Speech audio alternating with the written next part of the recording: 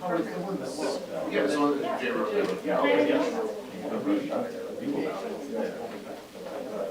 Yeah, but not before that. small world. Yeah, I didn't know anything about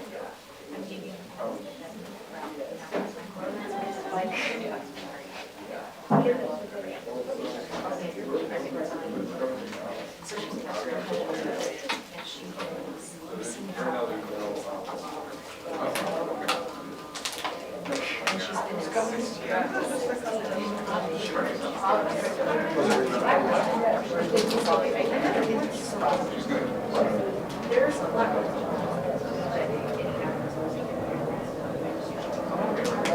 so she's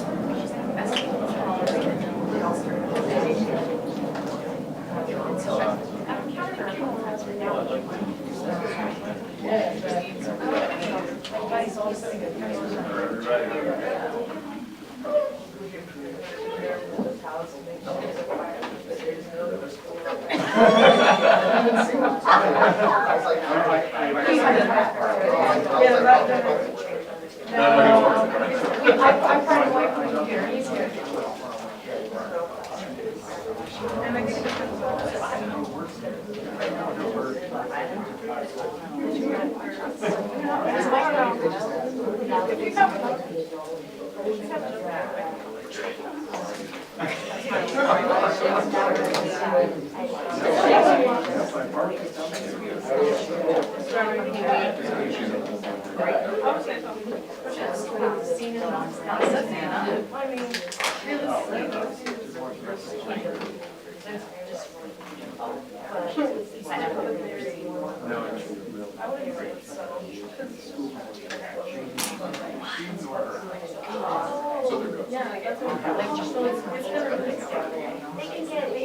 And so you have a passion. Don't go through it.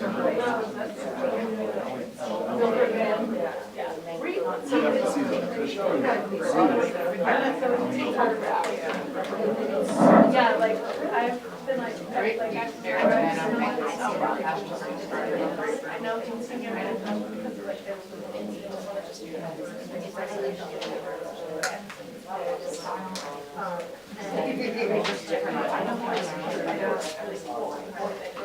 and just notice that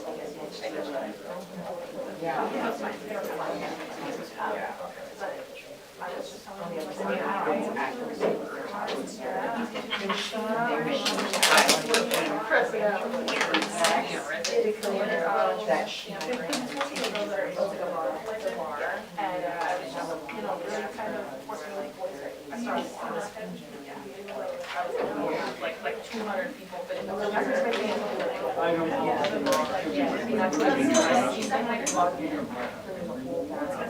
everybody.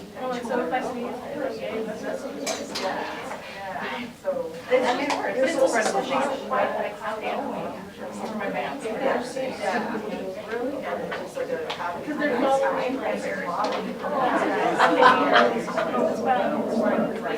that's the level. Yeah, so I think so when you're going to so I don't want to I'm not sure coming on Sunday and another run for the following. I think you'd be able to write it. I don't want to. I mean, oh, there's still. And when the actually, I guess I go to the website too.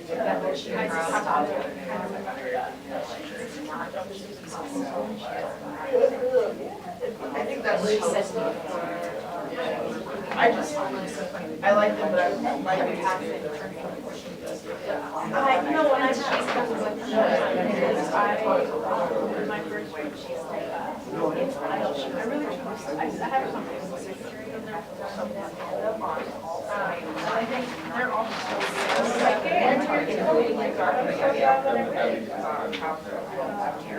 that's why I like there's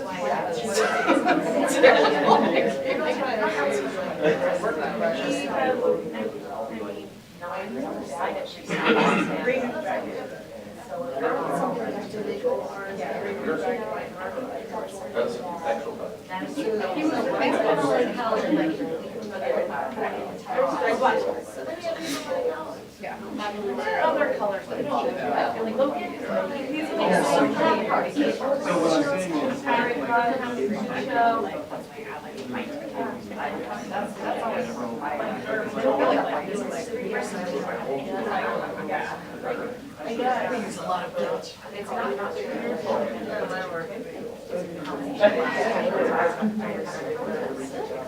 every t-shirt. Yeah. It's like yellow and red. She is letters like you're There are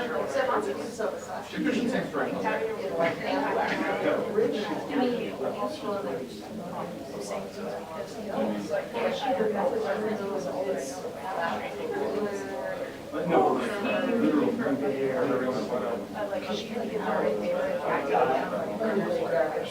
sure. He's like the Mormon fan.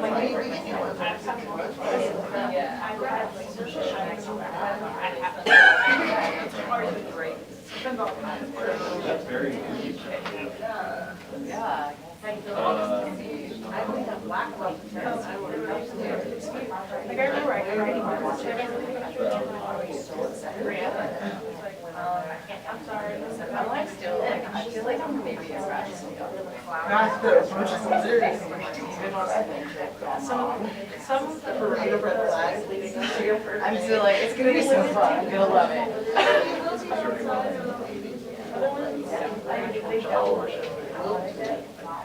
I think that's, and I think they have to have.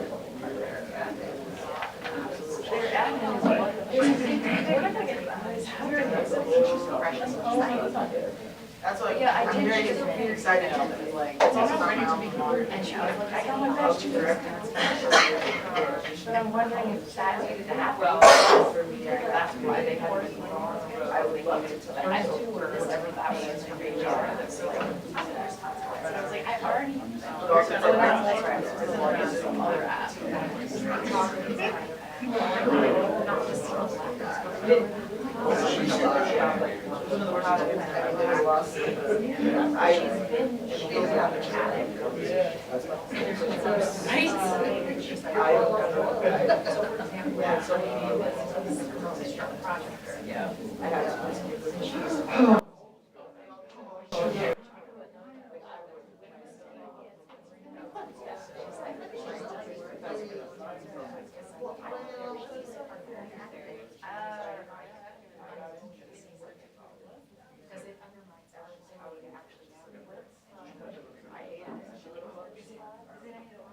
Hollywood most integrity. We got never gonna tell you. Don't do that. Oh no, I know.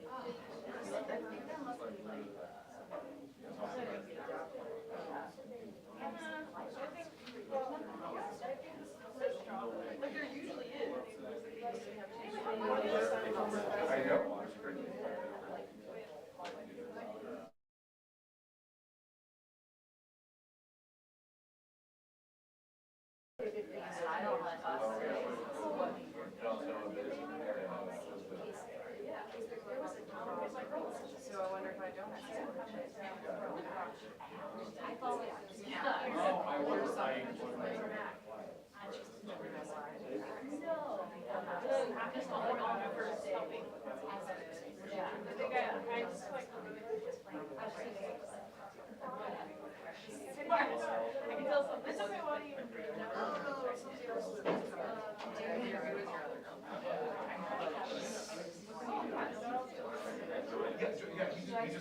Did he text you a picture? Yeah.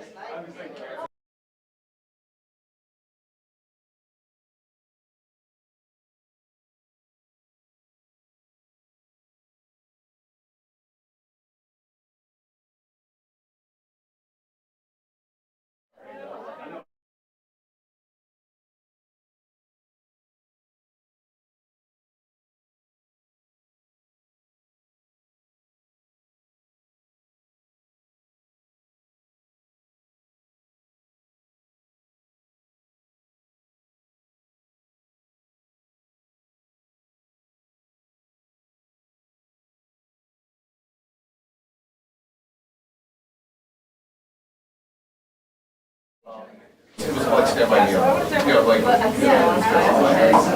like his script was on before, right? Like, Let's say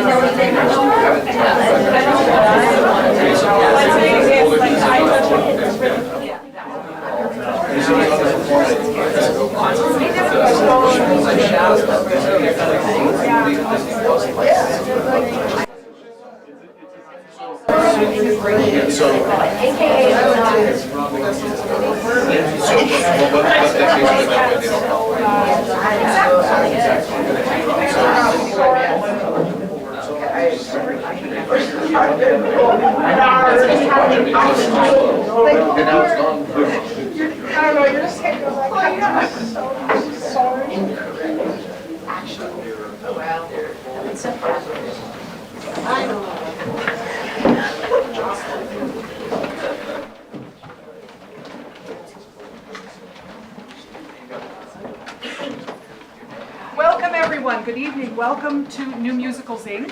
Thank you so much for coming this evening. My name is Elise Dewsbury and I'm the artistic director here at New Musicals Inc. And over the course of this past season, we've been running a program that we call the First Draft Curriculum, where we've had a bunch of teams of writers who are writing a show over the course of our program starting in September until now, and getting as much done as they possibly can so that they can present their rough beginnings of their work to an audience and see where they are in the process. So you're a very, very important part of that process, because you're the first audience that will get a chance to experience what the writers have been working on during these past few months and help them understand what directions are working in and what other areas they could focus and where they are in the process. So we thank you very much for being part of that process. And to tell you a little bit more about tonight's reading, I'm going to turn you over to the authors, J.A. Moad II and Kiara Davis.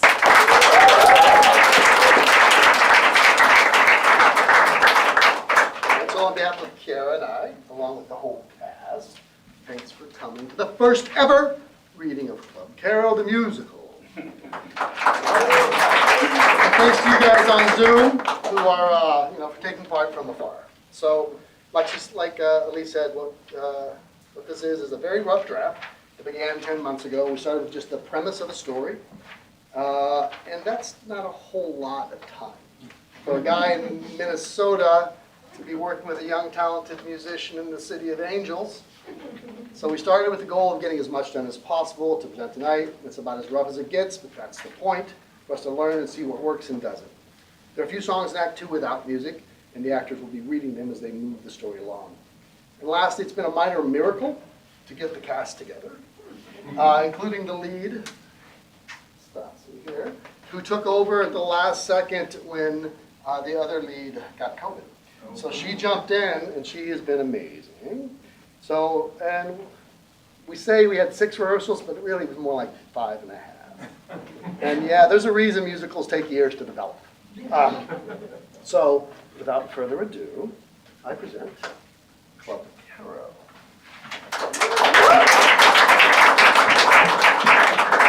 Act 1, Scene 1. A lone piano, tables and chairs with a bar, stage right. Clarence enters and motions around the space. Seems fitting, don't it? The setting for a truly American story. A little gin and juke joint in Cairo, Illinois, smack dab in the heart of the country where the Mississippi and Ohio rivers come crashing into each other. We got 2 levees to keep the rivers at bay, but sometimes it feels at any minute the water might rise up and swallow us whole. He sits at the piano, tips his hat as people enter. A sexy, rowdy bunch. Sexy, rowdy bunch. The name's Clarence, and I tickle these old ivories. They may be black and white, but together they make the world sing. The possibility is endless, just like this little river town after the Civil War. Thousands of old slaves came north hoping to be a part of something new, but things change slow in these parts, real slow. Here at Club Cairo, though, we play by our own rules. And as for the town itself, well... A man raises a copy of a book. Charles Dickens once called Cairo a hotbed of disease. without one single quality in air, earth, or water to commend it. And Mark Twain's boy Huckleberry Finn and his friend Jim, the escaped slave, hell, they just passed this place on by. A salesman enters, holding a briefcase with the word, "The Answer," written on it. A woman stands and walks beside him. She stops to place her hands together in prayer. And a minister from out east called it a place of sin and depravity. And guess what? He's right. A salesman sits on a bar stool.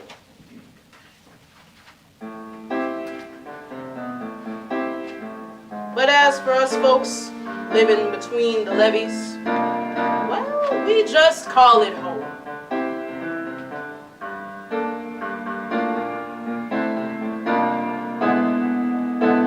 And here at Club Cairo, the world comes to play. And that's Cairo as in Pharaoh, where we walk the straight and narrow. Wait, but aren't some folks here? Like they said.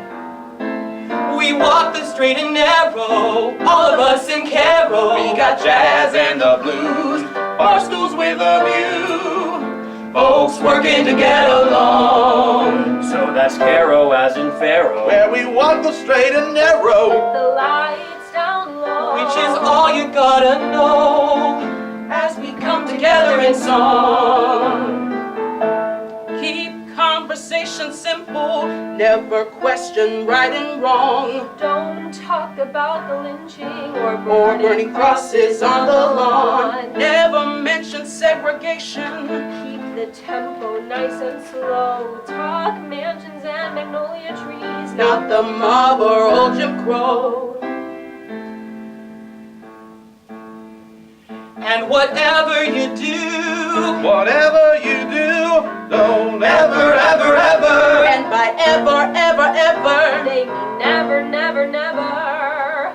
We're talking never, ever, ever. mention the ACLU. Or God forbid. don't go there, girl, this ain't a game. Don't do what I said, don't say their name. I ain't afraid, the time has come. There ain't no shame. Well, I, for one, am glad that they're here. Tired and sick of living in fear. That's right. So say it with me, girls. I'm talking the NAACP. Sure, we got problems. Being a northern city south of the Masons-Dixon line ain't easy. But since Prohibition,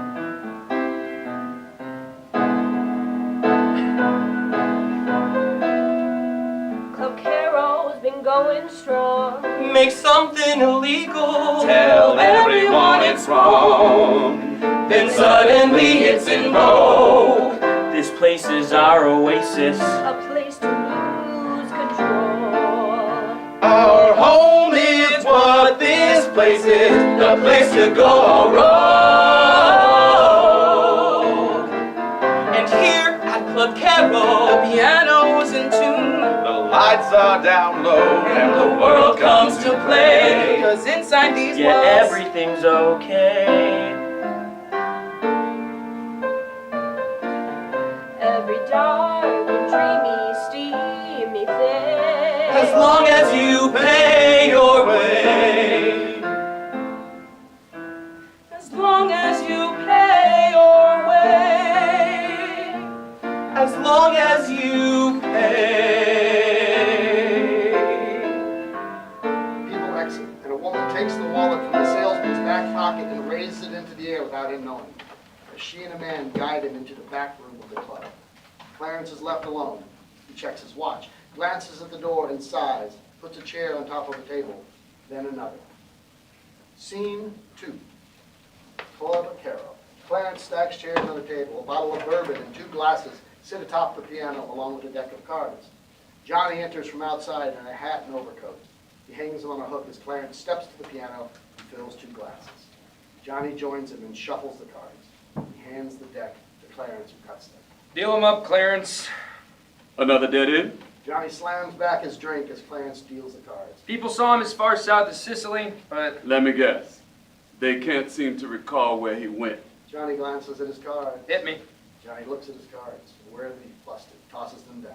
It's been years, Johnny. Folks are putting the wall behind them. Clarence reshuffles the cards. Guy offered a priest $1,000 to talk, but he just shook his head and walked away. You don't have to do this anymore. Double or nothing. Clarence deals the cards. It's not about what I have to do. It's what I need to do. Johnny looks at the cards. Hit me. Johnny is aware that he's busted again. He takes out his wallet, hands $10 to Clarence. Maybe you played your last card, boss. Fact is, you ain't much of a gambler. Rocky enters the bar, cool and calm as the mobster he is. He tips his hat to Johnny. There's always a way, Clarence, and I've always got another card up my sleeve. Johnny stands as Clarence turns, recognizing Rocky, and shakes his head with disdain. Rocky, glad you could make it down. Rocky joins him at the piano and places his hands on each side of Johnny's face.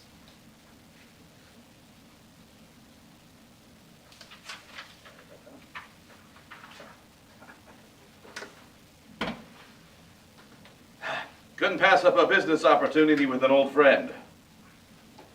Clarence stands, disheartened. Cheer up, Clarence. You'll always have a job here. Thanks, Mr. Romano, but it ain't the job I'm worried about. Clarence departs, and Johnny pours 2 drinks. You think you can find the bastard? He's like a ghost. Yes, and then I'll make sure he becomes a ghost for good. But the real question is, are you willing to pay the price? Don't get me wrong, I could use a little more music in my life.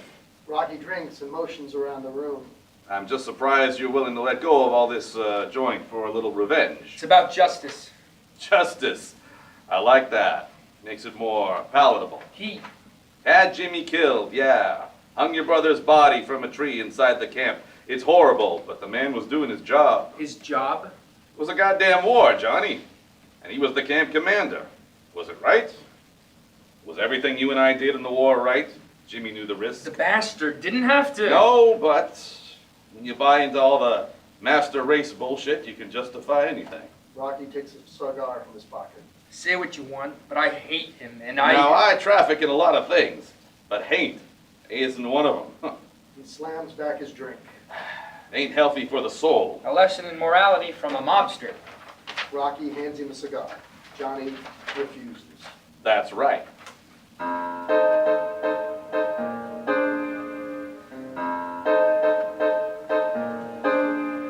A priest once told me, balance is the key, the good, the bad in life, else you'll never be free. A priest? You don't say. That's right, and it's a lesson to heed, the soundest advice on the business of life.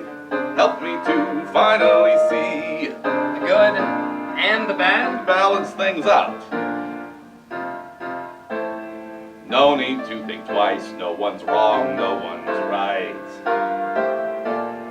Life and death's a transaction. Once you heed his advice. So, any second thoughts, Johnny? No, none. Not a one. So, spell it out. What do you want done? I want justice that's real, to let them all know they can't hide from what they've done.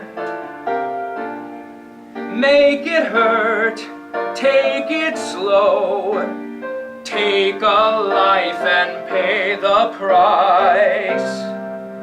It's time they all know. Yeah, that's the deal. No need to think twice, no one's wrong, no one's right. Life and death's a transaction. Once you heed his advice.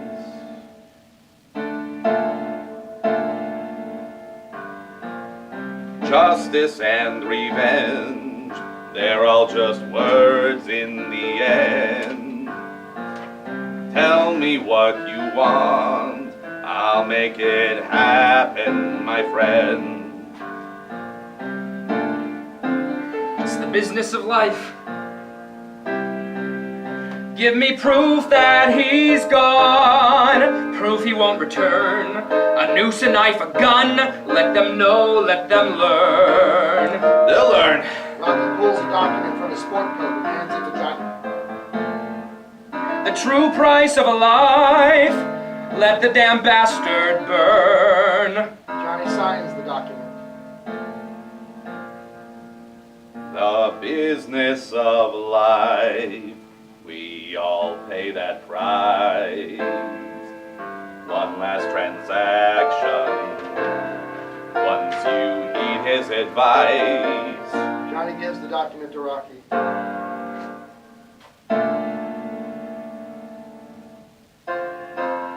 There's always a price. Life and death, a transaction.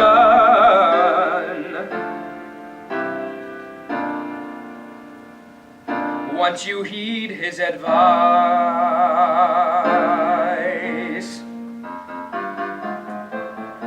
Rocky pockets the document and departs.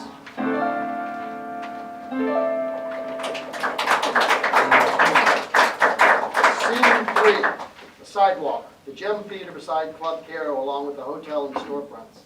The marquee for the theater reads, "Gentlemen prefer blondes." May, Patty, and other black activists march on the sidewalk. On the other side of the street, white activists carry signs saying, "No communists in Cairo, we don't want your kind." A white man in a white hat holds a sign lowered at his feet. He watches May as a police officer leans against a corner wall. What do we want? Equality! What does that mean? Education for all! How do we get it? End discrimination! No more! Segregation! The man in the white hat raises his sign revealing a swastika and steps into the street toward May. Undaunted, May steps into the street to meet him. No more! Segregation! The police officer blows his whistle and steps between the two. He grabs May's arm. That was a bad move, May.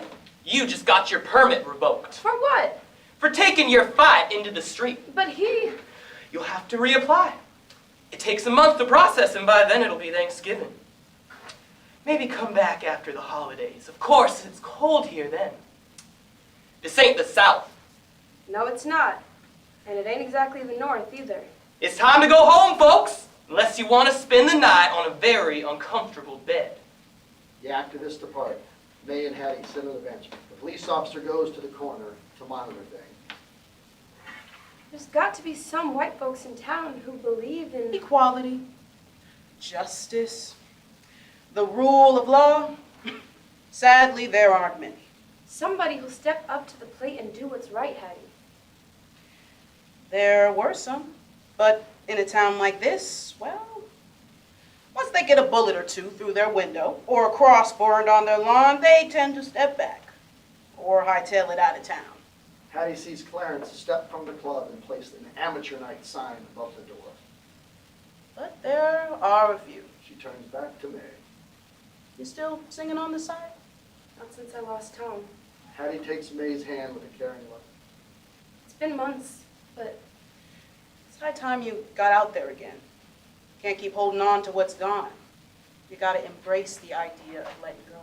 Is that a thing? Damn straight it's a thing.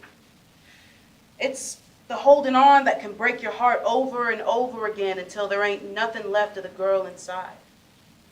Tom would have done it for you. I'm not ready. And besides, nobody here is interested.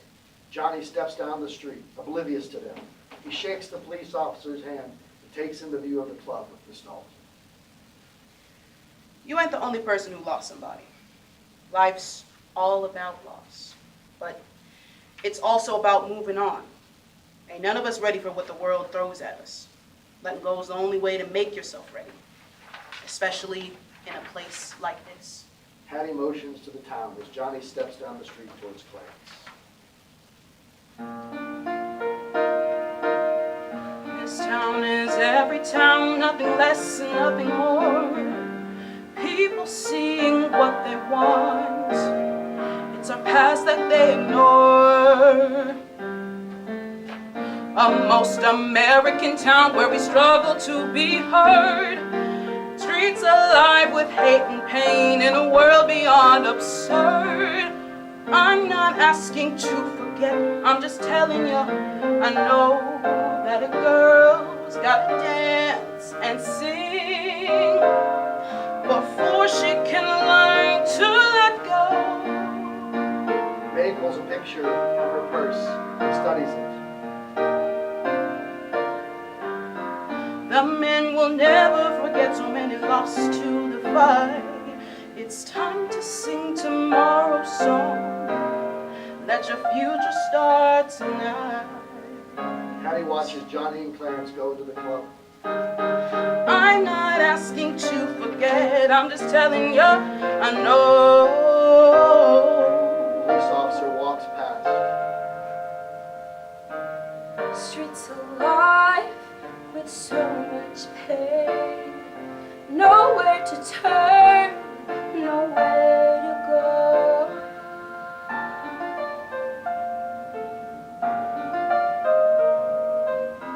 This town is every town, seems that's all you need to know. I'm not asking to forget, I'm just saying that I know that a girl's gotta dance and sing again before she can learn to let go.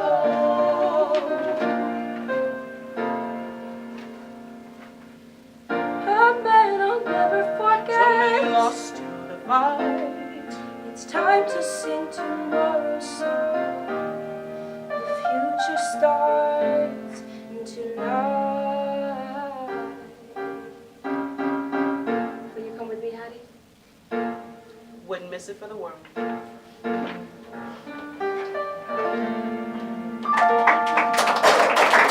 Scene 4. Inside the club. Johnny at the bar as Clarence sets up tables. Johnny stops in a moment of poignant reflection. He pushes back against. Enjoy it while you still can, Clarence. He continues to the bar, steps behind him. I always do. Wouldn't hurt for you to enjoy it as well. I hear the talent tonight might be more impressive than most. You don't expect me to watch, do you? Never know where a little music can take a man. Soon you'll want me to drink and dance with the locals. I'd pay good money to see that. I wouldn't bet on it. I've made worse bets. Didn't you say I shouldn't gamble? I wouldn't call that gambling. I'd call it taking a chance. Most folks just call it living. You should give it a try. If only I had the time. Johnny exits into his office. Clarence glances around, pensive before putting on a big smile. He opens the door. People file in. Clarence sits and plays the piano as people meet and greet. Hattie and May enter. Hattie guides May to Clarence. Introductions are made as Clarence keeps playing. He nods to them as they speak words unheard because of the noise. May says, "Who's Johnny?" which can't be heard over the voices. Clarence motions that he can't hear her. She repeats it. Who's Johnny? What's that? Clarence stops playing. I said, who's Johnny? Everyone in the bar stops and looks at May. Who's Johnny Kowalski? Hell. That's what we all want to know. They say he owns this joint, but he's always on the go, trying to make a buck. I hear he's a spy in the war. Kill Nazis by the score. Nah, he's just another Gore. Don't give a flying.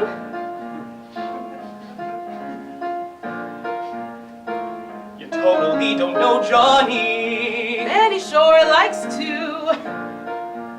He helped to liberate Paris. Help to liberate the wine. The truth is he's a bootlegger. The kind that runs with the mob. The truth is that he's never around. Truth is, he's kind of fine.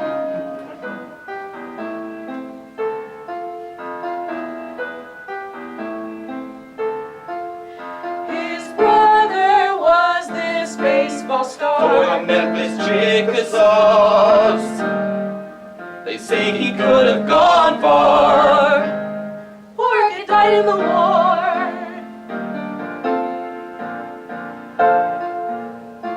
They grew up north near St. Louis, on a farm distilling booze. Two kids way out in the country, spilling whiskey on their shoes. Truth is now he's rich as hell, the kind who don't like to lose. The truth is he don't kiss and tell that a girl this ain't about you.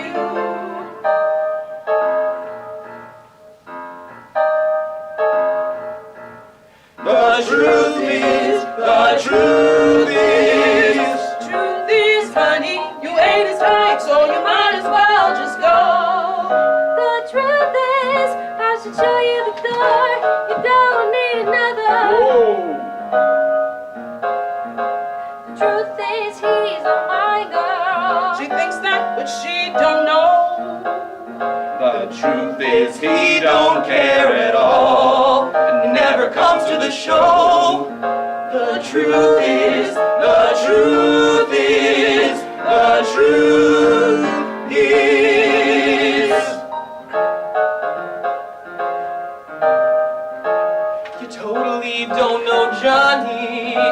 You totally don't know. You totally don't know. You totally don't know Johnny.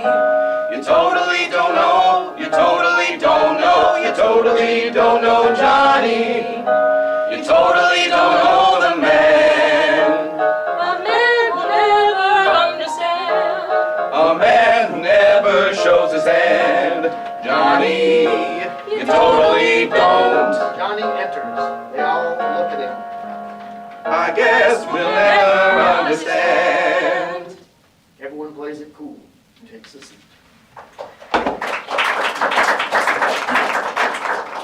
Scene 5, the club. May and Hattie stand next to Clarence at the piano.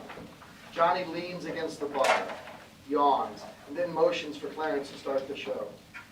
Clarence whispers into May's ear as Hattie smiles and takes a seat. Introducing the exquisite and talented May Tyndall. May steps in front of the microphone. I'd like to dedicate this song to everyone who's lost someone they loved. People who recognized the tyranny and injustice in the world and weren't afraid to confront it. Here's to those who gave us hope and the memories we hold dear. Johnny perks up. Trees and bees and daffodils, the summer sky and endless fields. Holding hands, we strolled the hills and dreamed of better days. Nights and lights and teenage thrills, the autumn breeze and colored leaves. Blazing trails, we roamed the hills with dreams of better days. Some say that they can't see it, but I was there, and it was real. Together we could be it, and take me there again.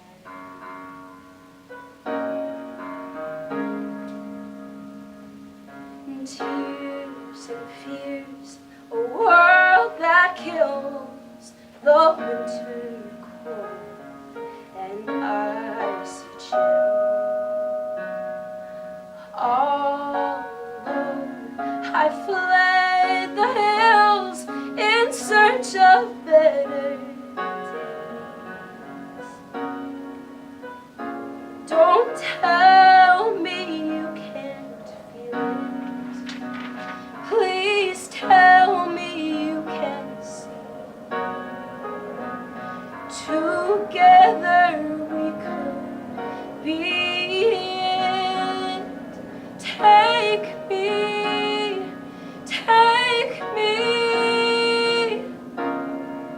take me there again. Johnny stands and steps toward the stage.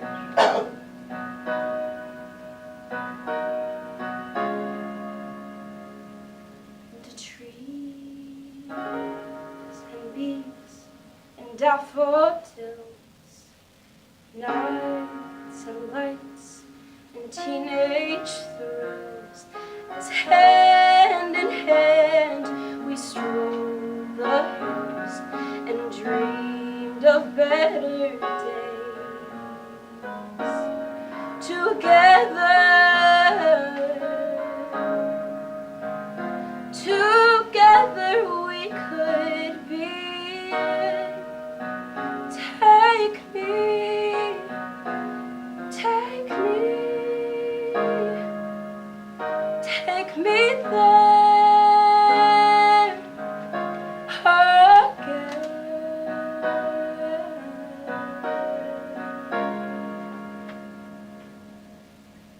The song ends. Johnny in front of her. Everyone is looking at the two of them. Johnny turns and goes behind the bar into his office.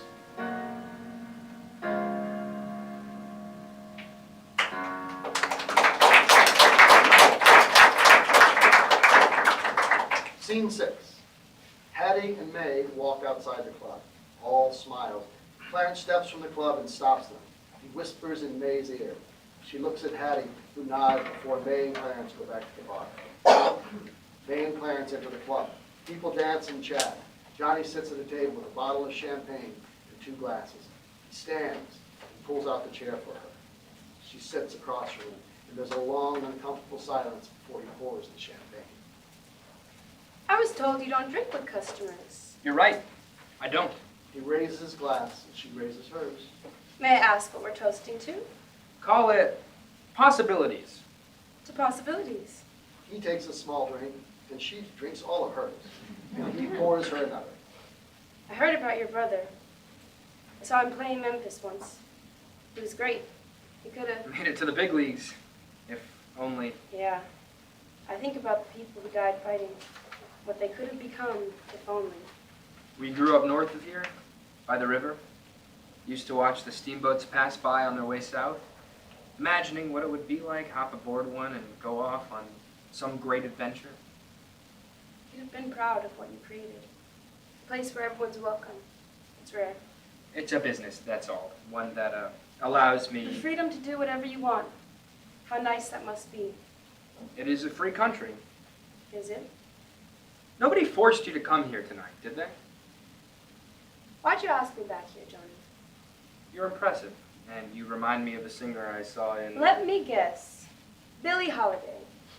Or maybe I'm your Ella Fitzgerald. No, you were in Paris, getting your fill of wine and jazz. I'm your Josephine Baker on the jazz.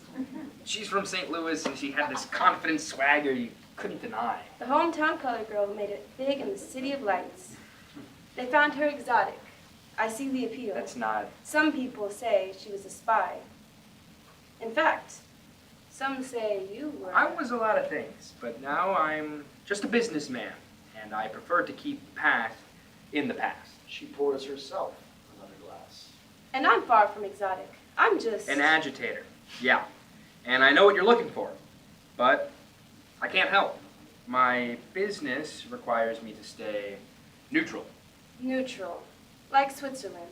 How convenient. Then why the champagne, Johnny? What kind of business are you up to? He's taken aback as she stands and takes another drink, the champagne making her fearless. Maybe you're right. Maybe it's best to let the past lie there, untouched. To just taste the champagne again and let your thoughts drift off toward other possibilities. She motions to Clarence, who sits at the piano and then looks back to Johnny. If you can't help, then how about a dance before I leave town? You're leaving? Without a permit, I have no reason to stay. And Cairo isn't the only place that needs to change. I haven't danced since I left Paris. After what I've seen, there hasn't been a reason to. Maybe it's time you find one. She nods a soft smile and dances to the piano, a dance of release and freedom, and eventually she pulls Clarence into it.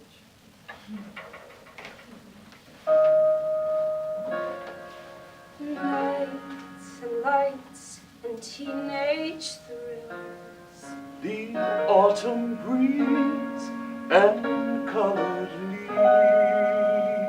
Johnny stands but holds himself back. Blazing trails, we roamed the hills with dreams of better days. Clarence spins her into a frenetic spiral and guides her to Johnny's arms. She looks into his eyes and touches his cheek. They kiss. Scene 7.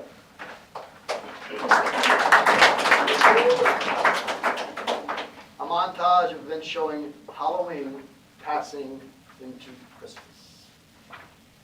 Johnny on the phone in his upstairs office overlooking the street. A large map of Italy is on the wall, areas circled and others crossed out. Thanks, Bobby. I owe you one, and if anyone asks, I had nothing to do with it.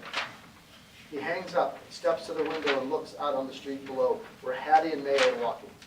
The police officer hands May and Hattie a new permit. They look at each other, giddy. Johnny nods and picks up the phone.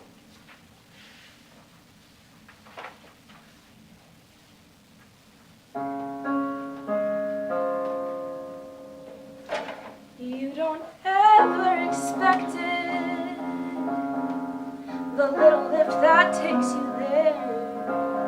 The best you can do is respect it, that feeling of floating on air. Relax and just accept it, the little time you get to share. A gift when you least suspect it, that feeling of floating on air. It's a holiday kind of feeling, that candy in hand. Drift in dreamland. You can't understand. Kind of feeling. That feeling that sends you reeling. That feeling of floating on air. You don't ever expect it. A little gift you get to share. The best you can do is protect it and let her know how much you care. It's a holiday kind of feeling, that candy in hand. Drift in dreamland. You can't understand. Kind of feeling. A little holiday. Happy Thanksgiving flag is unfurled.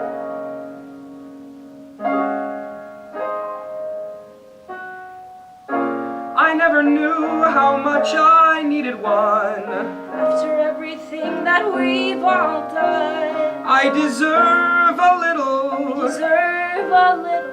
We could use a little And just a little chance at something more. People enter wearing coats. After everything that we've all done, I wonder what's in store. I deserve a little.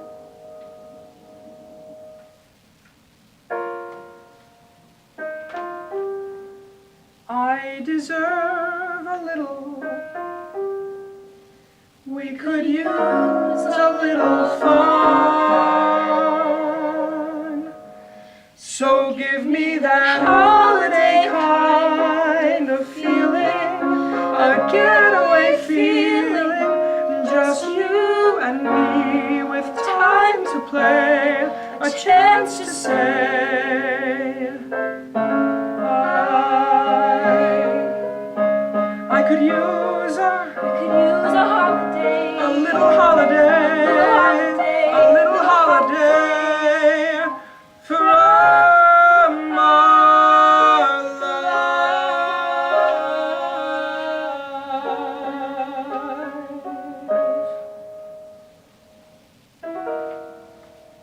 May stops to put a star atop the Christmas tree that Clarence has brought in. Steps to the piano.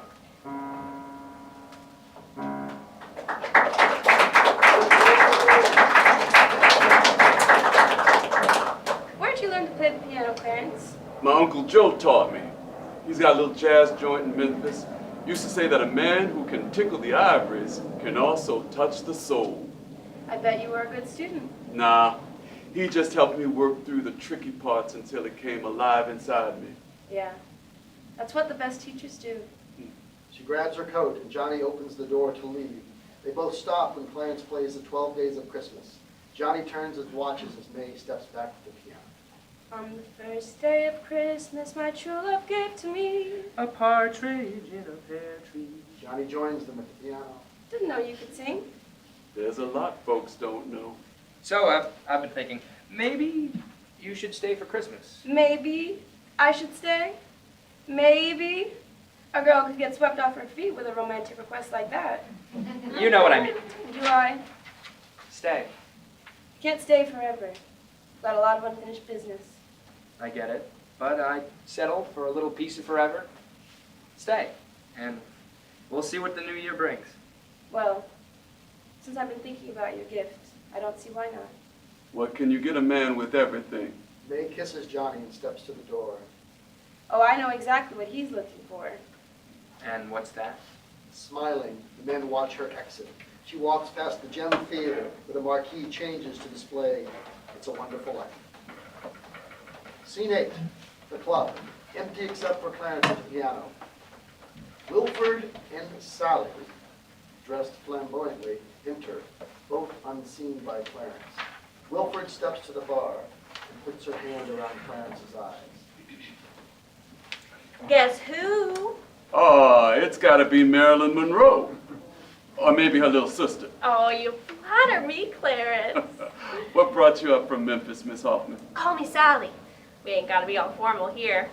How's that singing career going? I got me a new fan. She motions to Wilford, who's checking out the booze selection. You and the chief are a thing now? That's right. And there ain't no stopping me. Wolford's gonna help me get on top and ride the wave of success in Music City. You don't say. Problem is, he don't know music. So I told him we should go to Cairo because I know just the man to talk to. Tell me, Clarence, as an artist, what kind of voice do I have? Sometimes I pull towards the blues, but lately I feel like going in a country direction. Back to my roots. Well, Or maybe I got a rock and roll voice. Memphis has got it all these days. Maybe that's where my voice wants to go. it definitely needs to go somewhere. Like when I used to perform at the fair. It'll be like an encore. Folks hanging on my every word, and now that I'm officially Wilford's one and only Girlfriend? mistress. He's given up the rest. You don't say. And he's cutting back on the booze and gambling too, and it's all for me. There's a change in the air. And when you're the police chief's one and only, well, it means something. What's that? It's all about respect, Clarence. And it don't happen overnight. But one day, folks will be singing my song. Wilford sits at the bar, his back to Sally and Clarence. He pours himself a drink. Respect, huh? That's right. And I got big plans. This is just the start.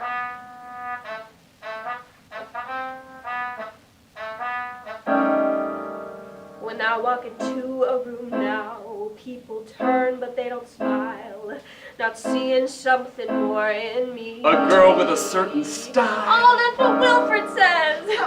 How I'm a girl with a special something, a certain je ne sais quoi. A stylish girl who loves to sing. But they don't see me at all. Well, the chief does have a reputation for, But it ain't what you think, it's about something more. And sure, the man likes to drink and fool around with them whores. things you'll learn to look past. When you want something more, What goes on in the back room? stays behind a closed door. So you wait. And it'll happen, I know. 'Cause I see the two of us, and I picture so much more than just us on a tour bus, me and the man I adore. And it's not what you think, it's about something more. So many of us dreaming about the greatest encore. And sure, he likes to drink and fool around with some, but I don't care what they think. 'cause we know what's in store. Things you learn to look past and learn to ignore. Time to find your own voice when you know you want more.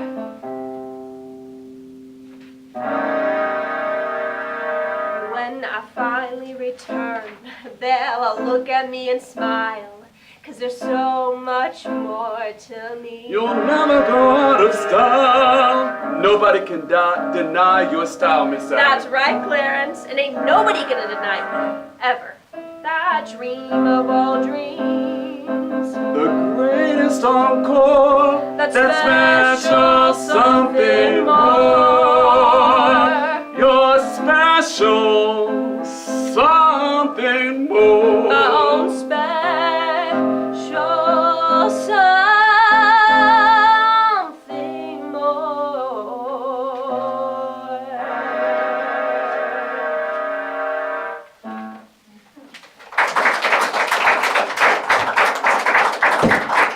Johnny enters the bar. Sally puts a finger to her lips, hoping to surprise Johnny. Wilford, you should have called first. I'm escaping the heat in Memphis. Heat in December? Let's just say that with Boss Crump in the hospital, Judge Cantor's turning up the heat. He's ill? Complications of the heart. And I'm afraid Crump's losing his grip on power. Even I have to cut back on my excesses. How difficult for you. Yes, sacrifices must be made, but Would prefer other people make them? I was gonna say not make them at all, but you get my point. It's nice to talk with a man who understands the challenges of being caught in the middle. So, what can I do for you? I know it's unnecessary, but with Sally and I being a thing now, and with her being Jimmy's ex, I wanted your approval. Sally's half your age. What can I say? I'm open-minded. Let me guess, the hotels in Memphis aren't as open-minded as ours. And once Boss Crump's gone, the judge will make it worse. You're talking about Judge Cantor. Head of the Memphis clan, yes. Well, all of this is to say, How much? I hate to ask. No, you hate needing to ask. I gotta double my fee, Johnny. The judge is suddenly interested in your bootlegging runs. His new recruits don't remember you were Jimmy. And with the agitators coming to Memphis these days... Agitators? Johnny takes money from the cash register as Sally approaches, listening in. I hear you have the same thing going on here. And that ain't the only thing he's got going on here. Sally kisses him on the cheek. You keeping tabs on me, Sally? Considering we're like family, I'd hate you to stray in the wrong direction. There are certain rules a gentleman has to play by. I play by my own rules. Johnny puts money in the envelope. Well, when you get tired of slumming, you should come south. I know a few girls who appreciate a man with your sense of style. Problem is, I don't exactly appreciate their style. She's offended. He gives Wilford the money. Tell the hotel you're my guest and they'll give you the penthouse suite. Sally can have a view from the top. Yes, she does like being on top. Wilford turns to exit, stopping at Clarence. If I recall correctly, Clarence, you're an old Memphis boy. That's right. I'm an old Memphis boy. They depart. Johnny shakes his head with disdain as he looks at resigned Clarence. Scene 9. The street. May, Hattie, and two protesters carry signs as people walk by without paying any attention to them at all.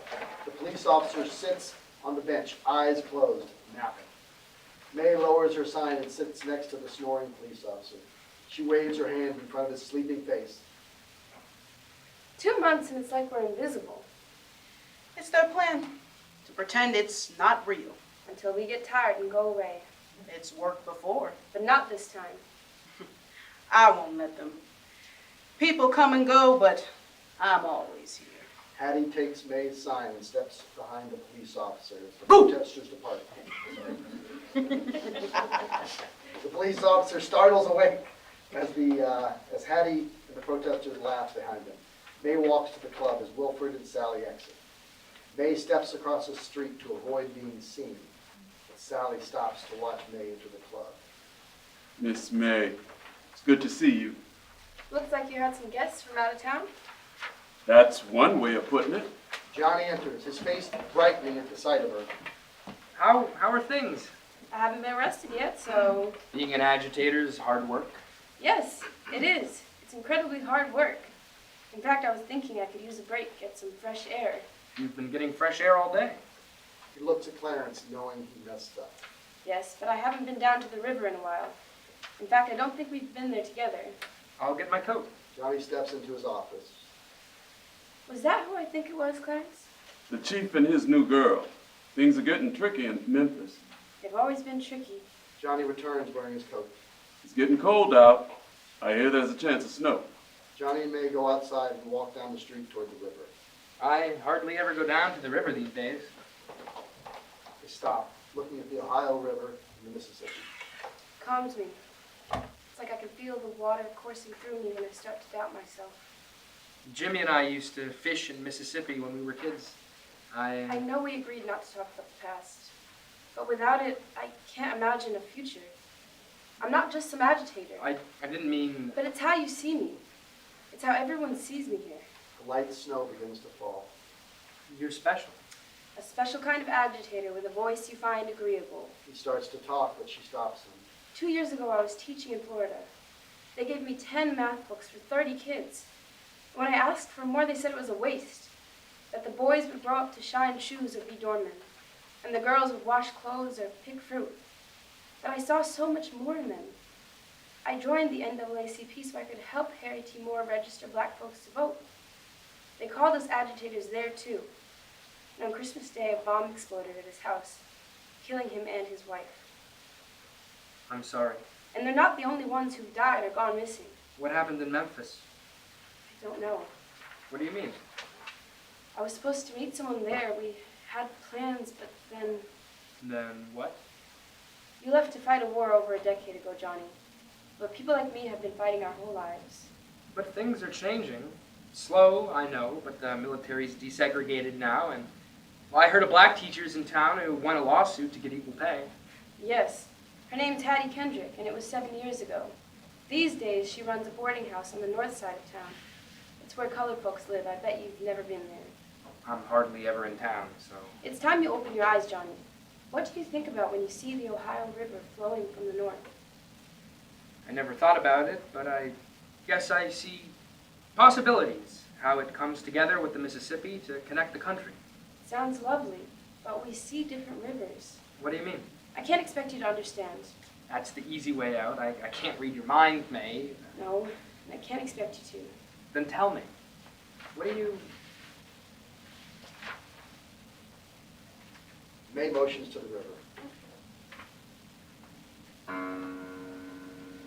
Oh, seas, the Ohio, drowning slaves in search of more. The light of freedom calling, bodies washed upon the shore.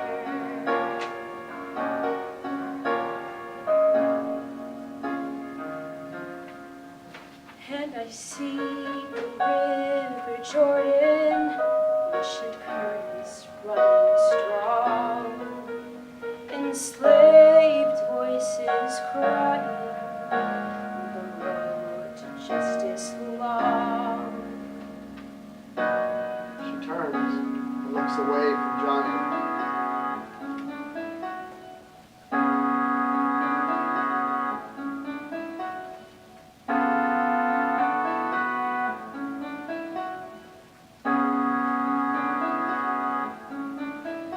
And I see what you see, like you, I want it all. Your world so vast, so free. My world so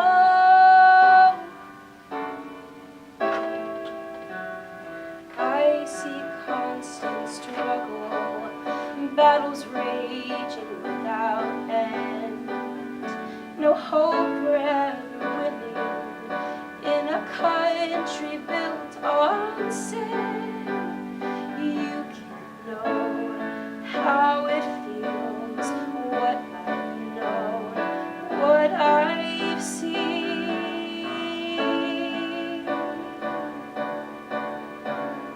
truth is, I don't really see color. At the club, I try to... If you can't see it, Johnny, then you're not looking hard enough. She steps away and looks back at the river.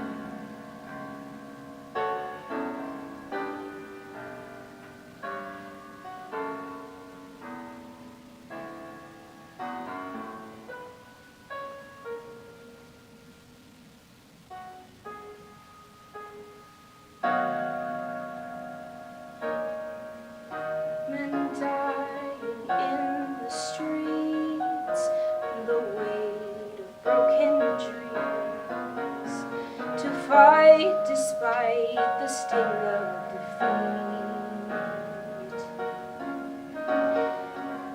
Do you even know what that means?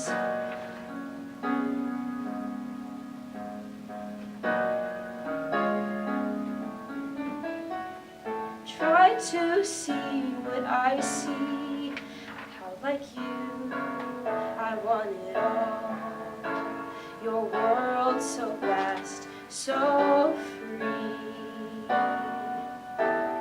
My world, battles raging, cold strong, no justice, no a land of sin to drown in. Don't hope, don't dream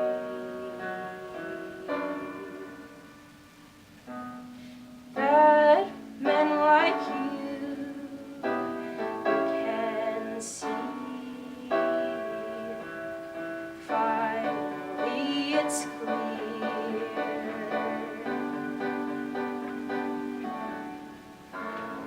Why it's so hard to see you and me.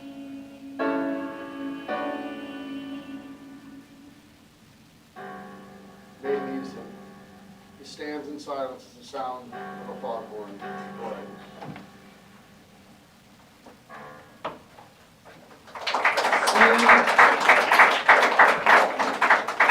Scene 10, the club.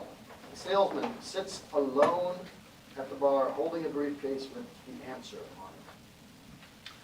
Clarence. We're not open yet. I know.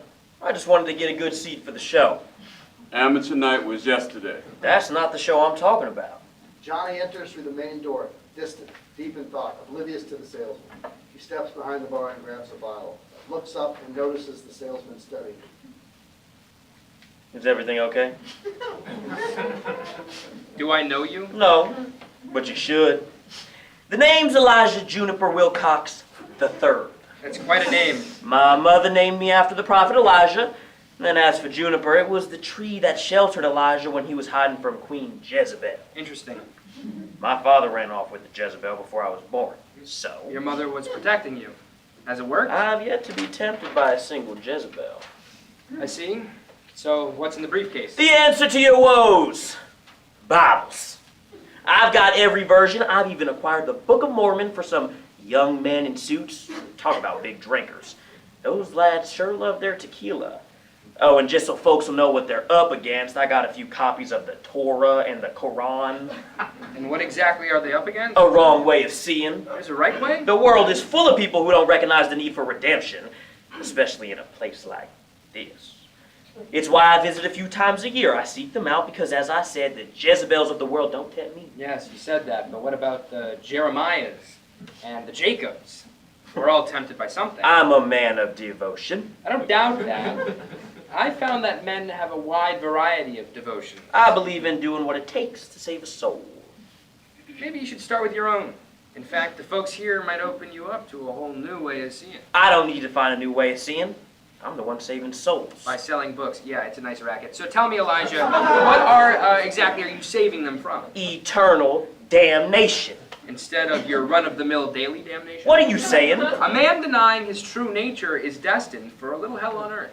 It's a gamble I'm willing to take. A man should take the hand he's dealt instead of hoping for the perfect cards in paradise. I'm going to do you a favor, Mr. Wilcox, and introduce to you a few lads who tend to see the world through a different lens. They might just help you find a little paradise on earth. The salesman stands up and grabs his briefcase. Well, I've never... Never is a very long time. The salesman turns and storms out as Clarence and Johnny laugh. Scene 11.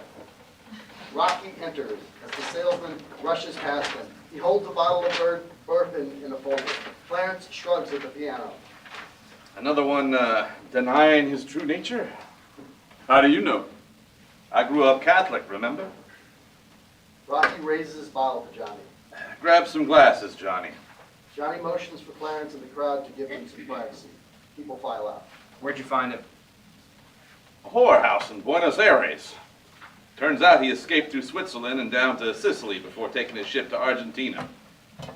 Prostitute saw this tattoo. On his left arm, yeah. Every member of the SS had one. Johnny takes 2 photos from the folder and looks at them. Who are the other people? The wife and kids got in the way. Collateral damage. Johnny takes another hard look at the photo before setting it aside, disheartened. Couldn't you? You know what I like most about this town? The library. It's a gorgeous Queen Anne style building. You don't expect that kind of grandeur in a place like this. Somebody gave a lot of money to make sure it'd be here forever. They toast and drink. Nothing lasts forever. No, but I respect the attempt. Reminds me of Italy at the end of the war. I met this cute little librarian in Torino. She invited a few of us in from the rain one day. Johnny drinks. She'd play music, opera and jazz, and talk about hiding books from the Nazis. Lost her whole family in an air raid. They died at a wedding when the church was hit by mistake. So like I said, collateral damage, Johnny. Things seldom go as planned. Learn to live with the outcome. Remember those briefings on the ship coming home? How they told us... People didn't want to hear about what we'd seen or done. They said the war's over, boys. But it wasn't.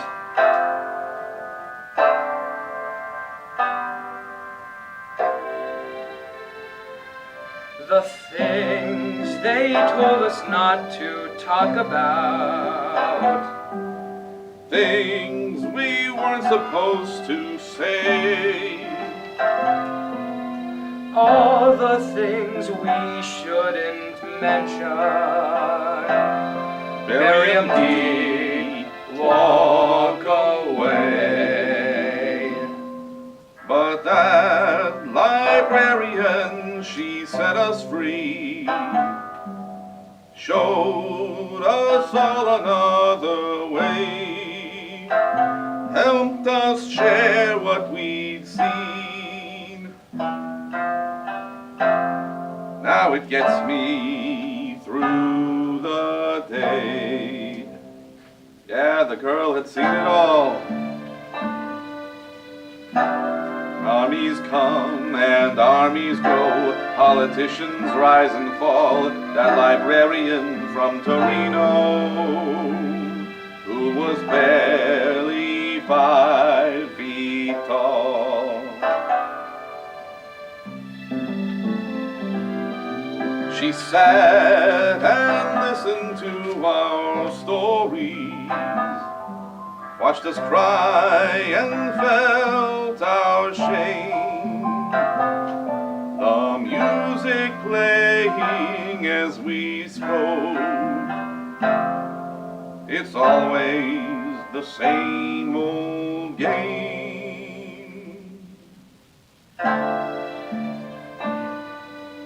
Armies come and armies go, politicians rise and fall. That librarian from Torino, who was barely 5 feet tall. You make it sound so simple. It is. People want to make it hard.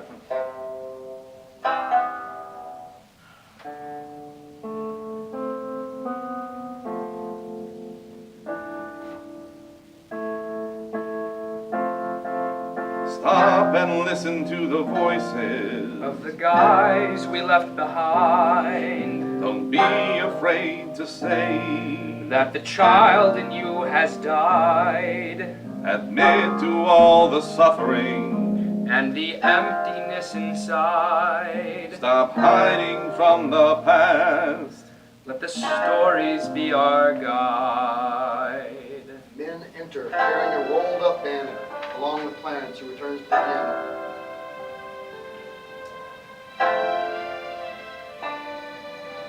That librarian from Torino. Who was barely 5 feet tall. Yeah, the girl had seen it all. The men unfurl a banner with the new name, Club Torino. Who would have thought that little librarian would inspire me to sing along to Louis Armstrong and Frank Sinatra, Mario Lanza and Nat King Cole, yeah. The music's what reminds us, but it's the stories that keep us strong. It's the music that reminds us. And our stories that keep us strong. Johnny raises his glass. To Club Torino. You got until tomorrow at noon. Thanks, Rocky. Rocky turns toward the door. Oh, and whatever happened to that cute librarian? I married her. Johnny waits for the mobster to leave, then turns to Clarence. What do you think, Clarence? Should we set up shop in Memphis? Why not? My Uncle Joe's looking to sell that joint on Beale Street. Who knows? You might just feel at home there. I'd like that. It's been a long time since I felt at home. Scene 12. Hattie on the phone in the boarding house. Stairs lead up to a landing in a bedroom. You don't say. Birmingham and Baton Rouge. Well, it's about damn time. Next thing you know, folks will be marching in the Capitol. May enters and walks briskly up the stairs. Hattie watches her enter her room and slam the door. May stands looking out the window. Let me call you back. Hattie hangs up, contemplates a thought before going upstairs, knocks on the door. Come in. Hattie enters. May stares out the window. Is everything okay? It's fine. Everything's fine. And Johnny, how is... Everything isn't about a man. Of course it ain't. And even if it was, I wouldn't let it bother me. I'm above that. It's complicated. Our world's complicated. Always has been. I'm not sure I can do this anymore. And by this, you mean... People are waiting for me to give up and leave. They'd rather let this place rot and die instead of change. Well, like you said, it's... What if nobody's listening, Hattie? What's the point? The point is that this is about more than us. My nephew served in Germany during the war. Saw folks wander in the bombed-out cities looking for lost loved ones. Army gave him the job of burying the dead, and every time he put a body to rest, he thought how they let it happen by staying silent. That's the point, May. It's about rising above the silence. And maybe there ain't no winning, but giving up ain't the answer. May sits down on the bed.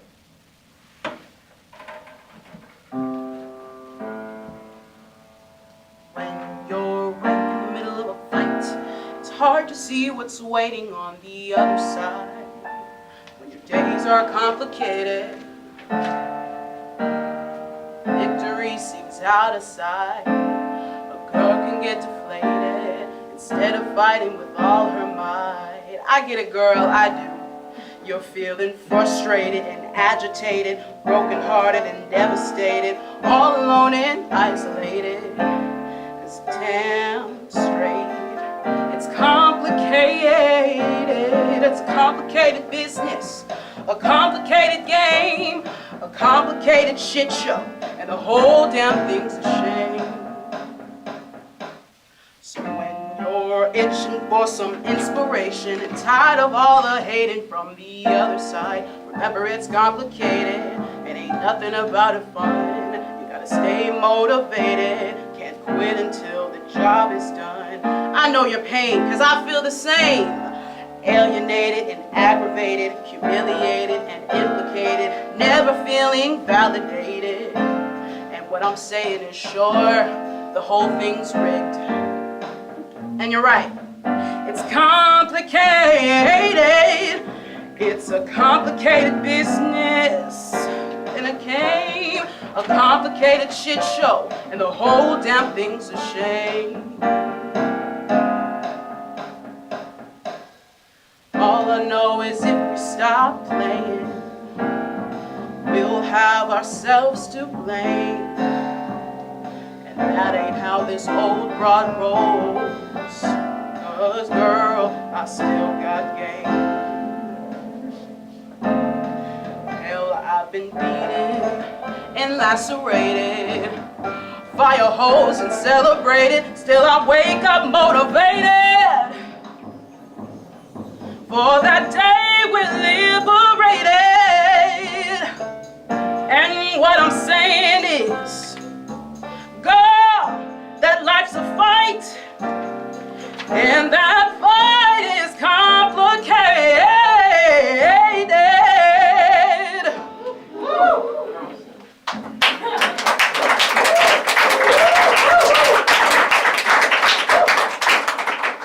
May bends into Hattie's arms as they share a deep hug.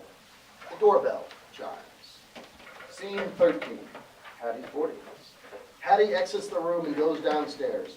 May goes to the landing as Hattie opens the door. Johnny steps in, takes off his hat. I need to speak with May. She ain't here. Johnny motions to the top of the landing where May is standing in full view. But she's right there. Hattie points to the ground. Like I said, she's not here. I guess he actually can see color. It's not. Johnny Kowalski, meet Hattie Kendrick, the woman who won the lawsuit you spoke of. It's nice to meet you. He shakes her hand. Do you enjoy it? Enjoy what? Teaching. I did. So you're retired? No, I was fired. Fired? We won the battle, Mr. Kowalski, but lost the war. They don't have to pay you the same if they fire you. They thought I'd leave town, one less agitator. But I opened a boarding school instead, one for colored folks who ain't welcome at the hotel. In case you can't see it, everyone on this side of town has a distinct color to their skin. If a man can't see color in Cairo, he's either blind or ignorant. Which is it? Maybe a little bit of both. That's the first honest thing I've heard in years. What do you want, Johnny? The club. It's under new ownership. Clarence and I are gonna set up shop in Memphis, his uncle's old place. So you got what you wanted. I'm happy for you. She turns her back to him as if to go. He goes to the base of the stairs. What would make me happy is if you came with me. You don't get it, Johnny. You can't just... It's like a song. What are you talking about? The part that keeps repeating. What's it called? I Refrain. can't think. Yeah, the part that's supposed to stay with you. You're not making any sense. For years, I had these dreams. Jimmy and I were kids again. I could hear his voice as clear as day. I'd wake up asking myself why so many guys didn't make it home when I did. Sometimes I see their faces out of the corner of my eye, like they're trying to remind me of something. I promised myself I'd get even. I thought I had the answer. I'd find the man, and that bastard would pay. That was my plan. I'd have the last say. I'd pass some test, and the anger would fade. Then I could rest, no longer afraid. But the pain stays with you, and you can never explain how voices become a chorus, singing the same old refrain.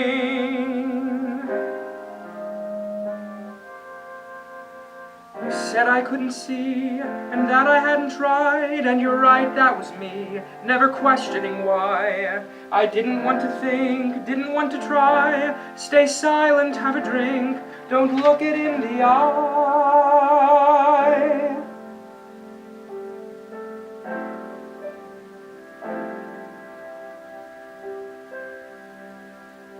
But the stories remain, so much suffering and pain, all their voices like a chorus, singing the same old refrain.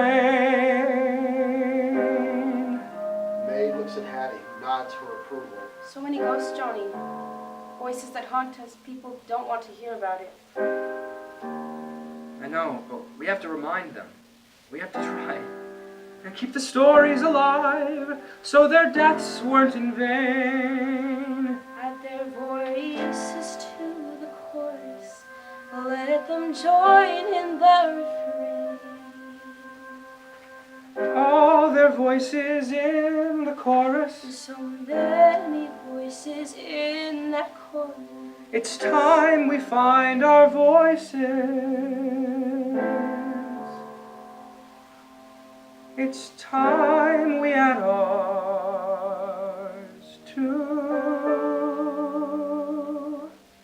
There's a lot of work to do in Memphis, and it won't be easy. Nothing we do together will be easy, It's time to sing a new refrain. if we ever hope for change. We'll add our voices to the chorus. Add our voices to the chorus. Together we'll join that chorus. And we'll write a new refrain. Together in that chorus, we'll write our own refrain. Yes? Yes. We'll write a new refrain. Is that a yes? May nods, yes. Johnny rushes to the top of the stairs. He starts to kiss her, then stops, aware of Hattie watching. We're gonna open on Christmas Eve. Promise me you'll be there. Memphis. Yeah, I promise. Hattie turns around, and they kiss.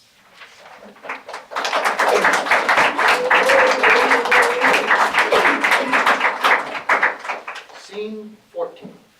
Tom and another black man enter stage left on the run.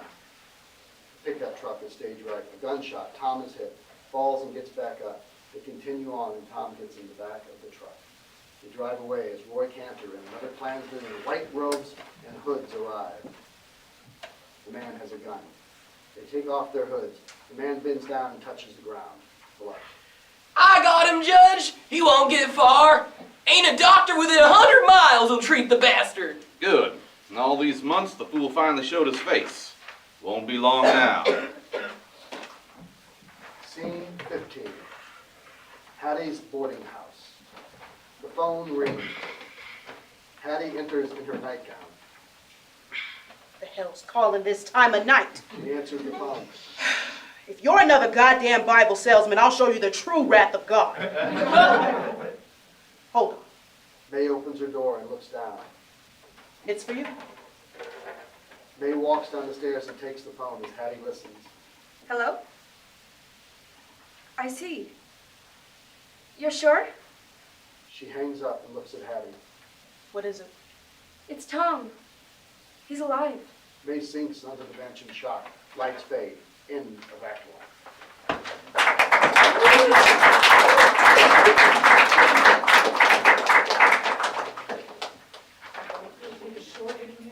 Yep. 10 minutes if you can? You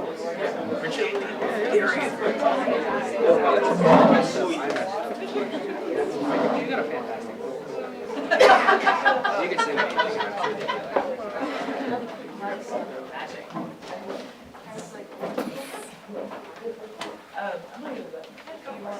I'm probably gonna go afterwards, so. Yes, it's good.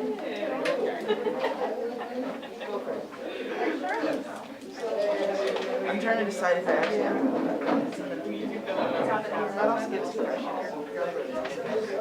I actually. Or I'm gonna get your outside.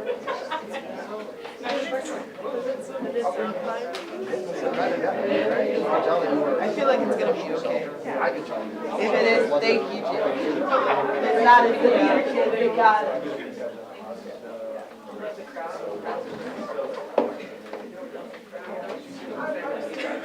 Me too. Do you want to go back to the, or you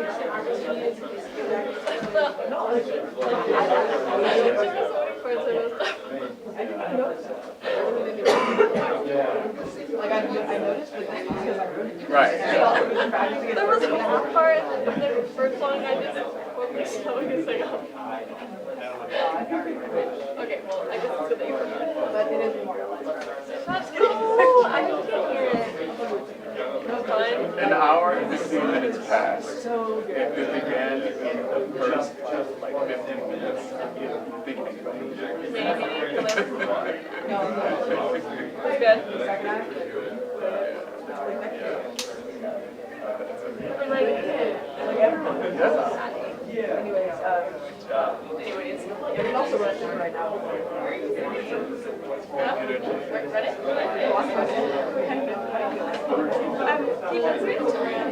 Yeah, but you know you guys still have. I just look at, it's like you can get behind, and I like speed up, and then I'm like, oh, I just like, Yeah, you guys want to, you guys can say your word. I'm just is that okay if I do this? Just check. Swing this, but I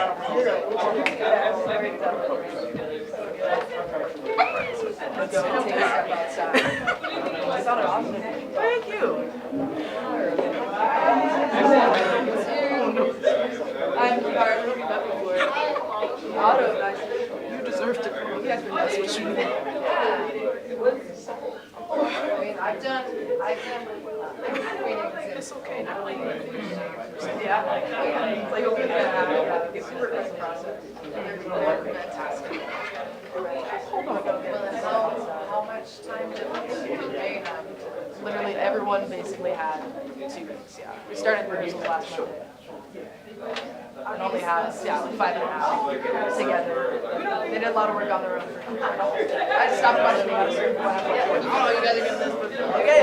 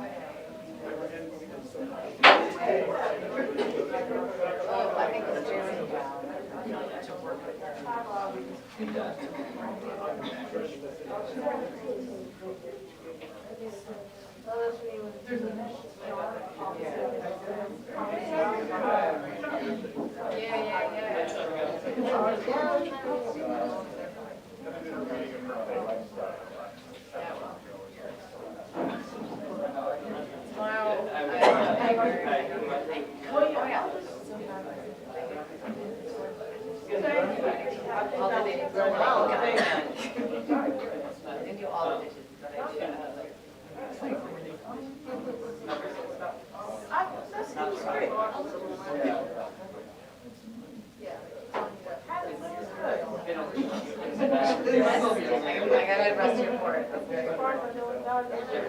gotta arrest you for it. Give me the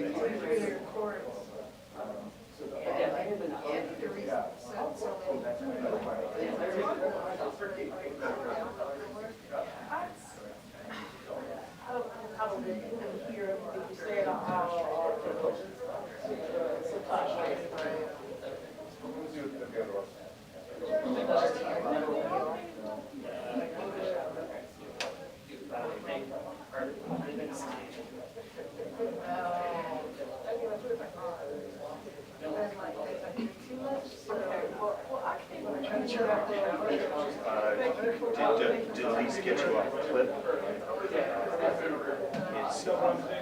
It's got a special one and it's hard to get in. So we need a clip. And did you get that plugged? I think she's got it plugged. You know, I didn't quite hear all that. We gotta go get some cookies. You got it?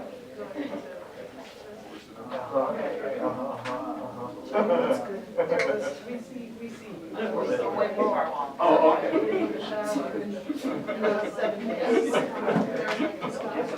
Hi. Oh, thank you so much. Thanks for being here. Oh, no, thank you very much.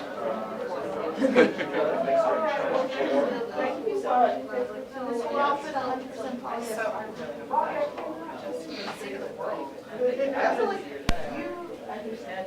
Oh, right. I'll do that very much. And then that's yeah, all right. Serving spirit. I fucking love that movie. How's your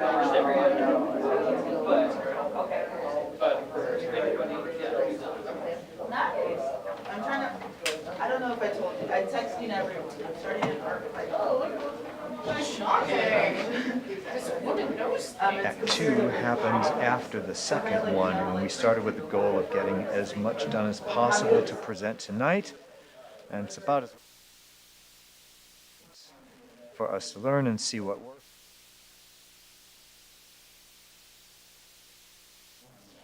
There's a few songs which Act 2 is without music, and the actors will be reading them. It's 4.5 hours. Act 2 is last, and it's been a minor piece together, including lazy stuff, jumped into in only 5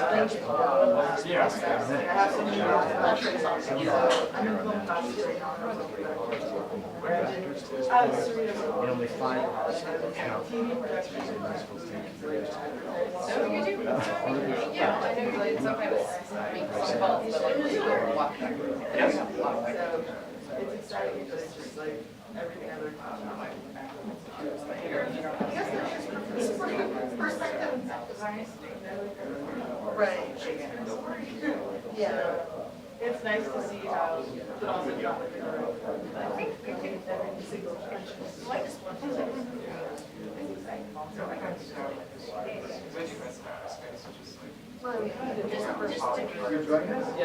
I don't want to. They're also isolated. A lot of them do have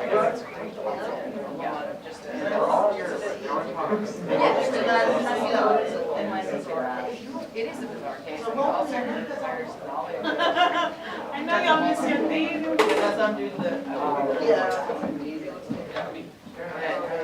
I will say, I definitely because it is such a late, because I do have them normally. I said messages responsible for overseeing that. But it's a teacher with that, not my favorite actor. But anyway, yeah.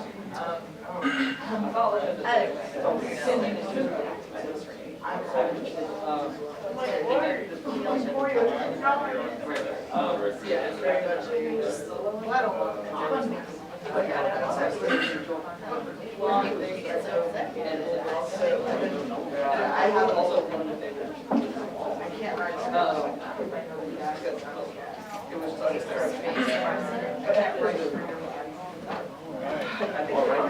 let's start. I'm excited. Deals with the.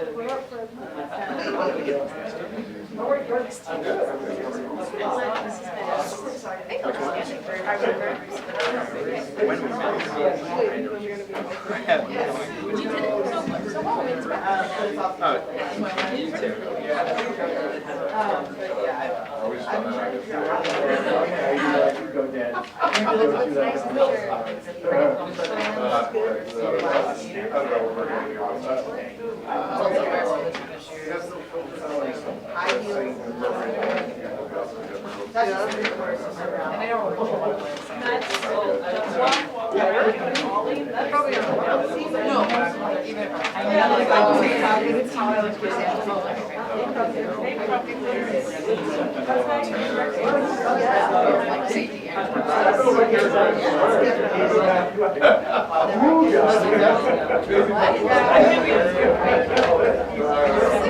I'm just joking. Just trying to see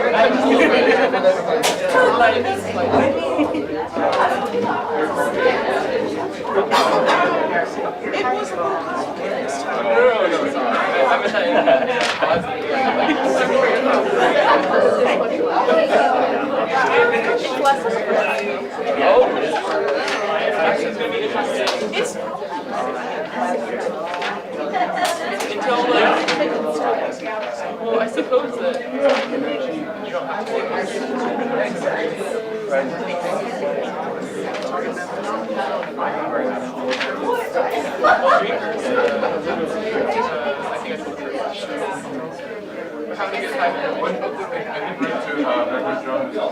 honestly, like, after you saw that show,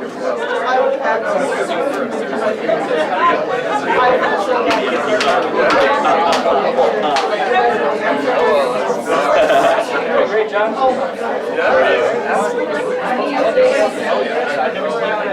I never seen it. Wow. For real. That's exciting. That's why I wanted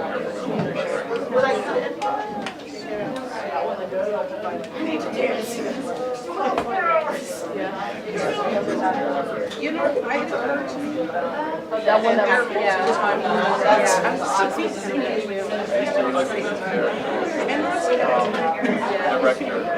In St. Louis. Nothing much like, good you know, kind of like this, where it's like, even on 2 hours. if you really go on, yeah. I mean, my you know what? So I'm never going to wear that. I was gonna say something. See, that's why I like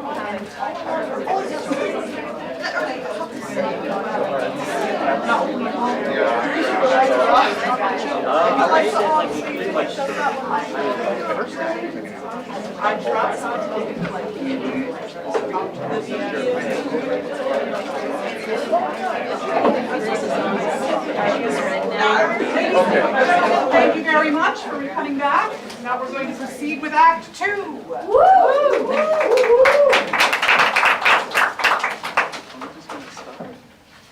Act 2, Scene 1, a lone piano in a neon sign glowing Joe's Cafe. Clarence enters stage left. Here we are. I'm talking Memphis, Tennessee, home of the blues and the birthplace of rock and roll. Halfway between New Orleans and St. Louis. Sun Records is just a block away, and there's this kid over at Humes High School who's about to change everything. His name's Elvis, but that's another story. People enter, carrying tables and chairs, transforming the space into a bar. They take up positions around the room, all looking at Clarence. The simple truth is, music's been flowing up and down the river, bringing folks together as much as any riverboat ever could. And the way I see it, that's why we are here.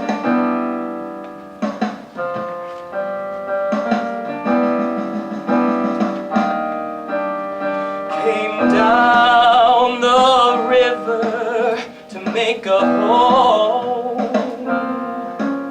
To do more than play the blues. Johnny brought us down here to rock this town, 'cause he knows what music can do. And as long as I can recall, old Boss Crump's been running that place, letting the music do its thing to help keep the tension at bay. And here on Bill Street, Joe's Cafe has been serving the blues since I was too young to walk. And now, Club Carol's here selling Johnny's blues, and he plans to make this town talk.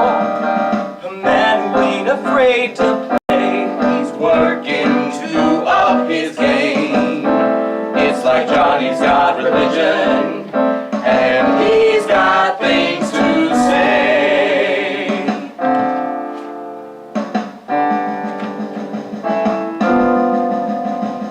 And inside these walls, everything's the same. The rules are clear, and like the old boss said, just play by the rules. There's nothing to fear. But the times are a-changing. Folks trying to push the current in their own direction, and that never goes well. Memphis has had an emphasis on doing what Boss Crump says. But the boss ain't doing so. The fact is, he's got a nemesis who's trying to make this town here. A judge working to keep folks down, trying to turn back the clock. Klansmen preaching the gospel when most folks wanna rock.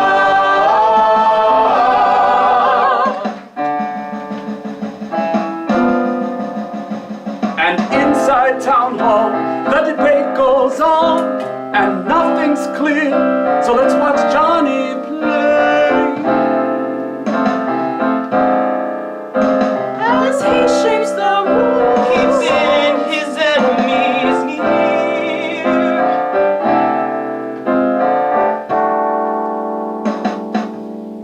Back wall opens to reveal Judge Cantor's office. Scene 2.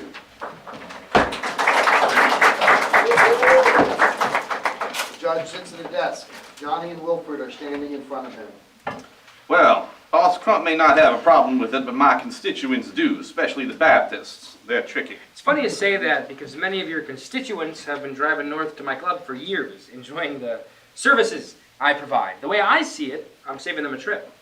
The pressure from doing the Lord's work requires a little relief on occasion, Judge. And besides, it's quite lucrative. No need to split any of our incentives with Northerners. Yes, but I don't want to encourage more agitators. Yes, they are a problem. Agitators, instigators. Protesters. Yes, protesting against our way of life. Boss Crump's been looking the other way for too damn long, and now they're everywhere. This old boy from Florida came here pushing his agenda, and he got a bullet as his reward. I hope it was taken care of properly. I do hate paperwork. Sadly, he's managed to elude capture, but it won't be long. No doctor will treat him, and we are watching every road, rail line, and riverboat north. He makes a move, and we'll know it. It's difficult. In the good old days, we'd string up the bastard and let the folks know what's what. These days, you gotta make him disappear. Johnny takes it all in, slightly annoyed. Think of it as progress. My violence is so... Barbaric. I was gonna say messy, but yes. Okay, Christmas Eve it is, but it requires payment up front, and if things don't go well, I may reconsider. Johnny pulls 2 envelopes of cash from his jacket pocket and hands one to each man. Thought you might say that, so I brought a little extra. Consider it a Christmas bonus. I do love the holidays. Scene 3. A barn. Tom asleep on a mattress, stacked on a bed of hay. A bucket beside him. A man keeps watch at the door. May enters and rushes to his side. Tom wakes up, motions for the man to leave. Yes. How can it be? They said you died months ago. I needed people to believe. It was the only way. You should have told me. I couldn't put you in danger, Well, I'm here now. Everything's gonna be okay. and you need to go. I told them not to tell you, but they... Do you remember when we started? We said we'd stick it out, do whatever it took. We were just kids. We didn't know any better. No, I think we did. She sees his wound, aware how bad it is. We'd seen enough people who knew better, but they forgot. I don't blame them. They were surviving and struggling to raise kids. They paid a price, waiting on some promised land. I remember my mother saying, you have to crawl before you can stand. And she was holding my baby brother as she worked the sharecropper's land. I remember my father told me, you have to walk before you can run. He was drinking after a long day of digging ditches in the sun. But it's not about what you remember. It's all about what you forget. The day you lose sight of what's possible is the day you'll learn to regret. I remember it all. I do. I remember both of us saying that we would fight for a better life, how we would work together, so much more than man and wife.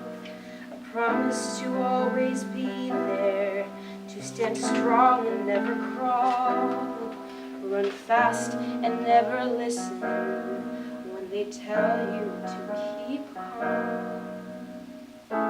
Stop waiting on tomorrow, 'cause their tomorrow never comes.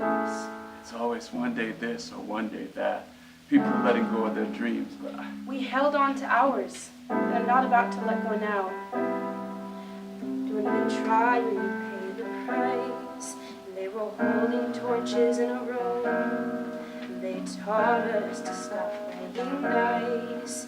I remember how I told them that we needed to forget.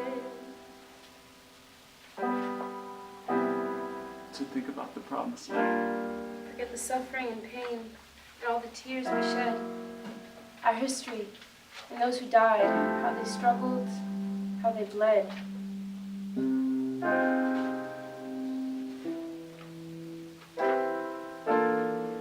No, we can't lose sight of what's possible. Can't live a life that I'll regret. I'm not going anywhere. Tom lays back, closes his eyes.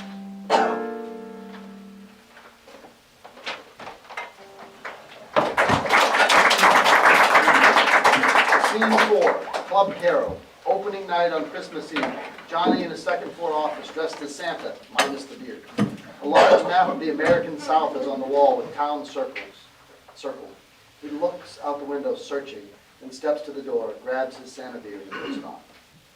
Downstairs, Clarence at the piano. The crowd is raucous, waitresses in sexy Christmas attire. Wilfred and Sally share champagne as he ogles other women. Johnny enters and scans the bar for May. He glances at Clarence, who shakes his head. I'd like to welcome you all to the new Club Cairo. Here in the place that made me into the man I am today, and where the music makes us one. Take it away, boss. It was 10 years ago on Christmas Eve in England when I last saw my brother Jimmy. Some of you watched him pitch a no-hitter for the Chickasaws before he left for flight school. But he was more than a baseball player or pilot. He was a man who wasn't afraid to fight for what's right. Here's to Jimmy. Sally To raises Jimmy. her glass. This day is about connecting with those we love, never knowing what tomorrow will bring. Jimmy didn't make it home, but like so many, he fought to ensure we're free, and so that the rest of us might live and thrive. Johnny takes a drink. Hear, hear!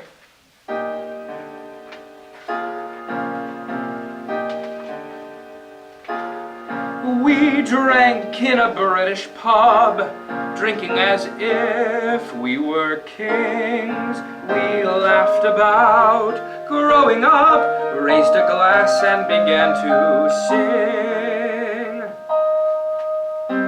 Here's to you and to me, the boys and the men, to all those we loved and every lost friend, to baseball and fishing, to all the days past, the gift from above, we thought it would last. We drank in a British pub, yes, we danced and we sang.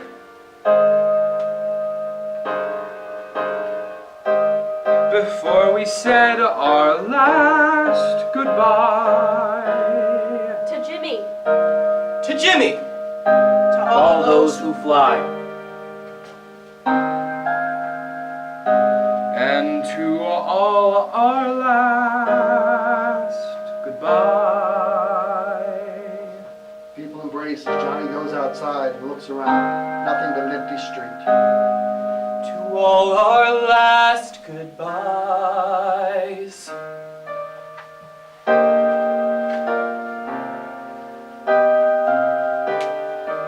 To our last goodbye. He takes off his beard. He goes back inside.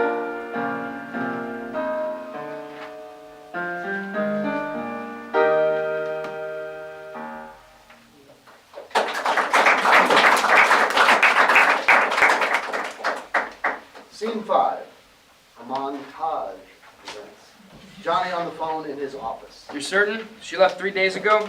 Thanks, Addie. Wilfred and Sally in the back room of the casino of the club. Wilfred rolls dice. The women are scantily dressed. Sally is annoyed as Wilfred ogles women and wins big. A woman hugs him as he raises his glass to a waitress. I'll take another. And another, and another, and another. Sally exits the bar into a street. Stage left. May enters, stage right in the street. There's an intersection in the middle, a pharmacy on one corner and Judge Cantor's office on the other. Another day, and he's not any better. Another day in the back room. Another day, and he's just the same. That man can't ever change. When all the plans you planned on don't turn out the way they should. When all the dreams you dreamed of are suddenly gone for good. When you see that there is no choice, the answer is understood. Endure it. What I learned to do Since I turned 2, is endure it. Go along and be compliant. sing their song, Don't Be Defiant. In the end, we all endured it. We had to bend to help get through it. It's what we had to do. A white man walks down the center street on one side and Judge Cantor is on the other. The white man turns the corner, tips his hat to May, and goes inside the pharmacy. The judge turns the corner and tips his hat to Sally. When every step is sideways and there's no way to advance. When they make all the choices, you don't ever stand a chance. When nobody seems to care. Gotta stand and take a stance. Can't endure it. What we've had to do. Since we were 2. Can't endure it anymore. When we've all done what they said, and everything's still the same. When you believed things would change, you've only yourself to blame. It's time to fight through it. Can't let things stay the same. I'm tired of taking the blame. What I have to do for me, not you, is fight through it. A white man exits the pharmacy with a paper bag. May steps towards him. I'll stand strong and be defiant. Won't go along or be compliant. May takes the paper bag from the man. When what you hoped for is gone, and it's another step back. They see each other. May turns and walks the opposite direction. When you're turning that corner and don't know what to expect, just fight through it, a choice to make. Sally opens the door to the judge's office as May glances back at Sally. Whatever it takes to fight through it. May exits as Sally goes inside the judge's office. Scene 6, the club. The ensemble having fun as Clarence plays the piano. Wilfred is in the back room rolling dice. Sally stands between the two rooms leaning against the wall. Johnny enters and looks around. May is not there. Roy and the Klansmen enter and take a seat. A black man enters and steps towards Johnny. They retreat to the corner of the bar and share a few silent words. Johnny hands him an envelope. The man leaves and Johnny has a stern demeanor. Roy watches the black man leave before approaching Johnny. A nice crowd. When you got a man like Clarence tickling the ivories, people feel at home. Sally steps towards Clarence at the piano. And considering Memphis is your home now, it might be wise to hire some of my constituents. Show a commitment to the community. Thanks, Judge, but the people who work for me are like family. Clarence sees Sally and smiles, but she stops and turns away with an emboldened distance. Yes, and a man's relationships speak volumes about who he is. I hear you had an interest in a girl up north. A girl who... I was interested in a lot of girls up north. Johnny plays it cool. Sally approaches. Yes, and it appears one of them is in town. And it seems she has other interests herself these days. I'm sure that has to be difficult for a man of your... Last time I noticed, it's a free country. And besides, we all have other interests. The judge stands and looks past Johnny to Sally. She smiles at him. Yes, we certainly do. The judge and his Klansmen depart. Johnny looks at a knowing Sally before he exits into his office and pours a drink. He picks it up and starts to drink, but throws it against the map instead. Scene 7, the barn. Tom finishes speaking to a man who is clearly in pain. May enters and the man leaves. She kneels beside Tom, opens a bag and takes out medicine. He sits up and she fills a glass of water from the bucket.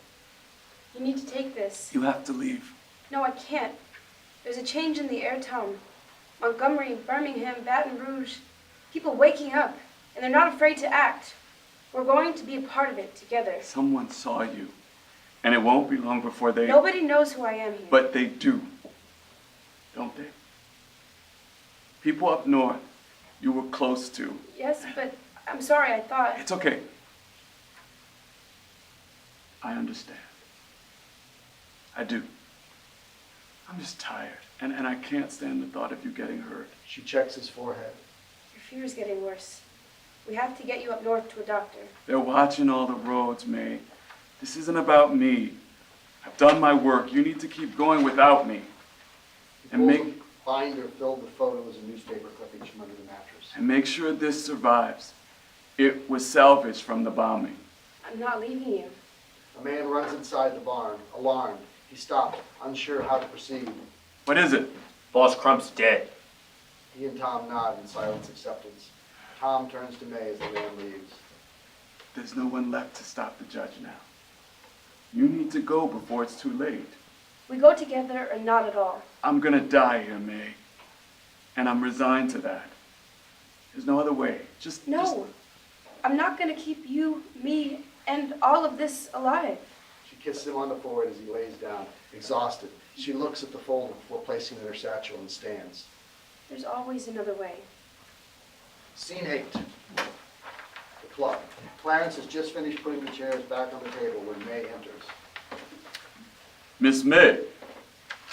It's good to see you, Clarence. She steps towards him and they meet at the piano, a warm embrace. You sure are a sight for sore eyes. How is he? When you didn't show up, he got real worried. But then he heard you was in town and that I need to talk to him. tonight might not be the best. You see, I have to. I'm desperate. A despondent Clarence glances at the door as May motions for him to play the piano. He hesitates and then sits down, hands on thighs. Do it for me, please. Clarence plays the piano. And trees and bees and daffodils in the summer sky. Johnny opens the door and storms into the room. He looks at her, clearly drunk. Hello, Johnny. He shakes his head before half laughing. So, you finally showed up. Are you here to dance on my grave? I haven't had a reason to dance since I left Cairo. Considering you've got other interests in town, I find that hard to believe. The other interest you're referring to is my husband. You got married, huh? You'll have to excuse me for not sending a gift. I didn't get married. I've been married. You don't say. It would have been nice to know I was fooling around with a married woman. Is that all it was? You tell me. You're the one with the secrets. The only secret I held on to was that my husband was dead. It's what I was told. He was trying to protect me. I'm sure he's a knight in shining armor. After the bombing, we kept it secret knowing the risk. I was supposed to join him here, but he disappeared. Hey, he disappeared, huh? Seems to be a common theme down here. He went into hiding, working behind the scenes, and then Hey, you got a bullet for his effort. Let me guess. You want me to play the part of the hero, right? Get him north on one of my shipments? he'll die if you don't help him. It's not every man who gets to die twice. Don't do this. You expect too much of me. Maybe. But if so, it's because the man I fell for would understand. He believed in something more, even if he couldn't see it at first. You said to come with you and we'd make a life, and I believed you. Johnny turns and steps to the bar. You convinced me we had something special, but maybe I was mistaken to let myself feel so free. But I got lost inside a dance. It's the way you looked at me. A girl just hoping to believe, still holding on to her dreams, thinking she found one last romance, but it's never what it seems. Johnny fills a glass with booze. And yet for a while it felt so real. I thought it was meant to be, a dance, a dream, and that feeling, the dash of hope mixed in. And everything seemed possible, a lover and a friend. So tell me I was mistaken, that it was all just a fling. I couldn't be like that girl in France, though I did my best to sing. And yet you made it feel so real. It's how you smiled at me, making everything seem possible, the two of us meant to be. He takes a drink and steps away from her. Tell me you were mistaken. Tell me, please, so I can leave. Just say it. Here's your chance. You know how to make me believe. The dance, the dream, that feeling. Were they all just lies in the end? Look at me, Johnny. Say it again. Tell me you're not the man I fell for. Help me finally see. Johnny turns back around to face her. You're right. That man never existed. That man wasn't me. May looks at him in disbelief before racing past Clarence outside. May leans against the wall in tears as Clarence steps outside. I was wrong, Clarence. Wrong about everything. You wasn't wrong, Miss May. What you saw in there was a man hurting in a way I ain't ever seen before. And Tom has to pay the price. He feels betrayed. Thinks he can make it go away by getting even. I never meant to. I know. But when you get a taste of something so honest, something you think will last forever and it's gone, well, what you gave him in Cairo changed him. Men like him ever change? Do any of them? Look around this country. Nothing's changed. All these years of talking. In the end, a better life's always out of reach. You learn to accept it. I'm not going to accept it anymore. The defiant May takes the folder from her satchel and hands it to Clarence. Give this to Johnny. Make sure he gets it to Hattie. Give it to him yourself. He just needs time to let go. I don't have time. And I can't afford to have him let go. At least, not yet. Have you ever had to say goodbye to someone you loved, knowing it might be forever? Me? Nah. I ain't had the luxury of falling in love once, let alone twice. She hugs him. It departs. Scene 9. Outside Judge Cantor's office. A group of white people protesting. Shut it down! Shut it down! The judge enters to meet the crowd. Sally's a step behind him. Shut it down! Shut it down! Now quiet down, folks. This ain't easy. I'm caught between Boss Crump's boys and folks tired of the direction of things. But I've just learned something new. They've got gambling and loose behavior, and Go on! Tell us the dirty truth. it's filled with the most unsavory kind of people. It's a slap in the face to the God-fearing folks of this community. That's exactly what it is. A slap in the face to hard-working folks who want more for their families. We don't loiter on corners or take handouts from the man. We earn our way of life, and they want to take it away. She steps onto a desk. The crowd parting as all eyes fall on her. I used to want something different. But I know the truth now, things I chose not to see. I thought it offered more, but it was no golden key. They say it's the future, but I say it ain't so. The club and those people were better off if they go. I've given it away, yes, but I don't need it anymore, 'cause it's about something different, about something more, and now I know what that means. It's about what you're for, and I'm all about you and me.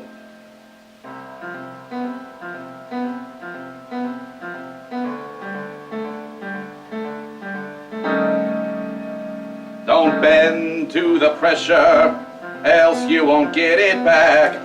Think about your neighbors. Do you want white or want? I want it back! When there's something more for the taking, and you're not making what you could make, look around and you'll see it. People up to no good, and they're all on the take. And like the good judge here says, if we bend, then we'll break. They want more, they want more. Keep them down, keep them out.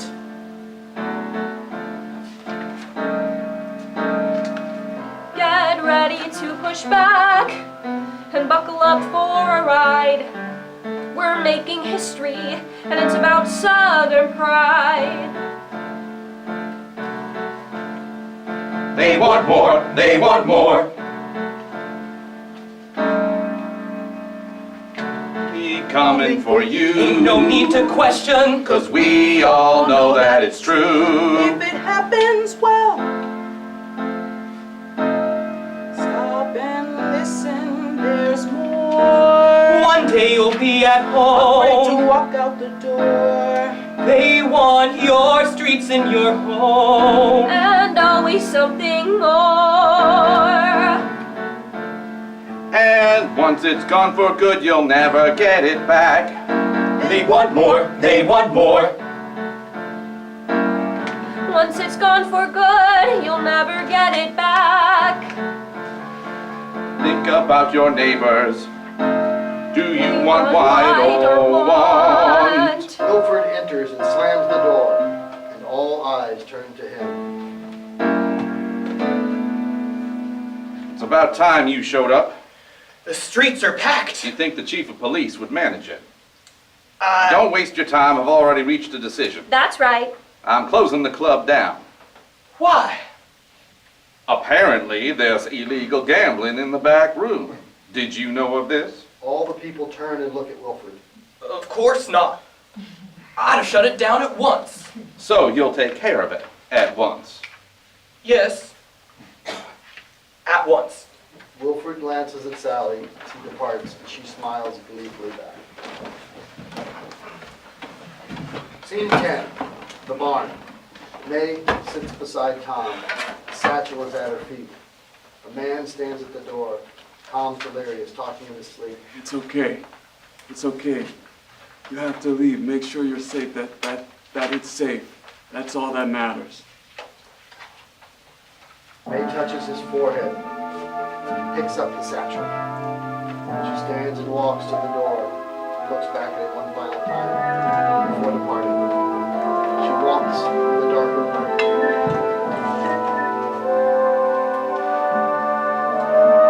Klansman emerges and follows her from a distance, unseen by her.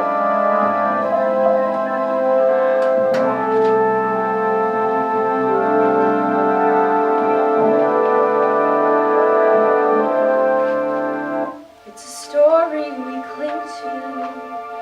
Everything will work out fine. We'll share a life together. No one ever left behind. We play the part of lovers, never contemplating why. Holding on to you forever, never thinking of goodbye. We don't choose, we don't question when there's nothing to lose. We can't know, can't be certain when you say I do. I did and I do, but it's not just me and you. see, can't be sure if we'll ever make it through. So we dance away a lifetime as we fall, rise, and sing. We hold on to just let go. Please tell me that's a thing. We don't choose, we don't question when there's nothing to lose. We can't know, can't be certain, can't ever know what's true. The story will be fine, no forevers, no goodbyes. And please tell me that's a thing I can do. Holding on to letting go, holding on, holding on to letting go, holding on. Holding on to you forever. A story will be fine. No forevers, no goodbyes. Holding on to letting go. Holding on means letting go of you.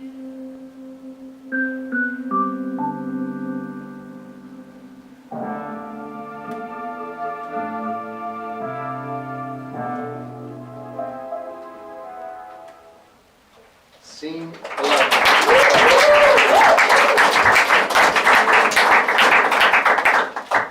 Club Cairo. Clarence takes the last few chairs off tables, setting up for the night, when a dejected Wilford steps into the bar. The casino ain't open yet, Chief. I'm not here to gamble. You feeling okay? I need to speak with Johnny. Might not be the best time. You see, he's... Johnny enters the bar. He's clearly hungover. You look like... Well, you look like shit, actually. Worse than shit, you look like shit that's been rolled in shit. Thanks. Clarence, have you seen that bottle of scotch, the one we salvaged from Paris? After last night, maybe you should hold off on. It's starting to feel like one long night. Here it is. Come have a drink with me, Chief. I thought you didn't drink with the clientele. I've known you for a long time, Wilford, and all those years, I've never thought of you as a client. I think of you as a... Patron? I was going to say friend. Friend. I'm downright touched, Johnny. And I believe I can say the same. Johnny opens the bottle. Men like us don't have many friends. A sad affliction for those of us with certain... tastes and desires. Johnny fills 2 shot glasses. I was gonna say style, but I believe your words are closer to the truth. Make mine a double. The world got you down too? Truth is, I've been played the fool. You played the fool? By whom? That lovely little singer. She's with the judge now, so we're through. Johnny hands him a shot glass. This time I'm giving him up for good. You're talking women, right? Yeah. Why not? Me too. They drink a shot. Women. They get you with that smile. When everything's new, But it only lasts a while. ain't a thing that you can do. Then you wake up and sigh. Coming down from that high, what you thought was true, Turns out to be a lie. turns out the girl has played you. And then they you say goodbye. Clarence, what are you... Don't bring me into this. Smart man. They stand on opposite sides of the piano, Clarence between them, who gets caught between the banter. It should be easy. As simple as pie. It's all black and white. A girl and a guy. No reason to fight. So we wonder why. Nothing's ever right. A couple of guys. Yeah, try as we might. It should be so easy. It's all black and white. I just can't see why. Ain't no such thing as black and white. A pause here as they nod and reflect on his statement. But we've done nothing wrong. Well, nothing major. Tried my best to get along. Are you sure? 'Cause I'll wager. Well, I gave it a try. So, what can a guy... What the hell's a guy? What the hell's a poor guy like us to do? We drink so we won't think about him. We can't not think about him. Like the last time that we saw him. The way they looked. The way they smiled. How they could see past all we've done. When even arguments were fun. So, you drink a little. A lot. And And end up in a fight. And make it up in the morning, because... Half the time you're wrong. And the other half, she's right. In the end, you know... To let her go? We have to let them go. It's never fair or easy. No, it's never fair or easy. No such thing as black and white. Johnny grabs the bottle and offers to pour another round. Wilford shakes his head. I'm afraid it's our last drink, Johnny. You have to shut the club down. Turns out, people are shocked there's gambling here. So, it's the gambling. Let's just say the judge ain't willing to gamble on keeping this place open. The Baptists are watching his every move. So much for making Memphis home. I was under the impression that this was more than a home. That you had some unfinished business. I can't see you leaving. Johnny opens the cash register. Don't bet on it. In fact, I'll cash you out before I close the joint for good. I believe you're up 500. Keep it, Johnny. I'll wager it all on you staying. Double or nothing. If I'm wrong, consider it a parting gift. Double or nothing, huh? Easiest money I've ever made. We'll see about that. Johnny motions to Clarence, who turns off the Club Cairo neon sign. Wilford slams his drink and exits. Know anybody in the market for a little gin joint? Clarence shakes his head while Johnny goes to his office. Scene 12. Johnny upstairs in his office. He watches Wilford walk away. Starts to turn away when he sees May, who is being followed by a Klansman. She approaches the club. Johnny rushes downstairs. As May enters, they stop. His demeanor has softened. I understand why you won't help me, I do. Hurting you was the last thing I wanted, but if you can find it in your heart to do one last thing for me for old time's sake. For old time's sake? Get this to Hattie. She'll know what to do with it. What is it? Newspaper clippings and old postcards. Photos of men lynched across the South. Their bodies were put on display without getting a shot at justice. People would prefer to forget, saying we should put it behind us and move on. I can't let the memory of those men die. She places it on the bar top and turns to walk away. Johnny starts to speak but holds himself back. May turns around. I want to thank you for something, Johnny. Don't. You probably can't see it now, but you gave me hope when I needed it. I wasn't sure if there were many people out there like you. I never dreamed that I would fall. Clarence enters and sits down at the piano. Things have to change, or else one day this country will end up at war with itself. A war we can't begin to imagine. She turns and sees Clarence at the piano when he starts to play.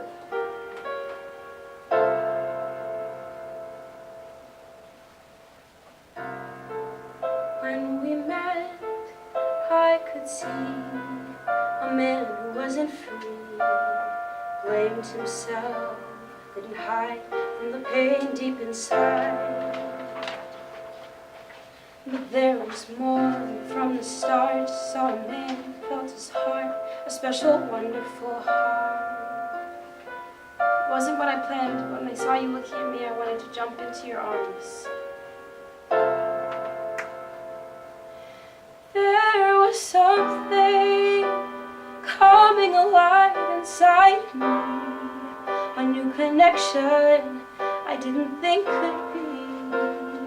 I'd almost given up, was afraid to try, and maybe you don't want to believe, but what we had was honest and real.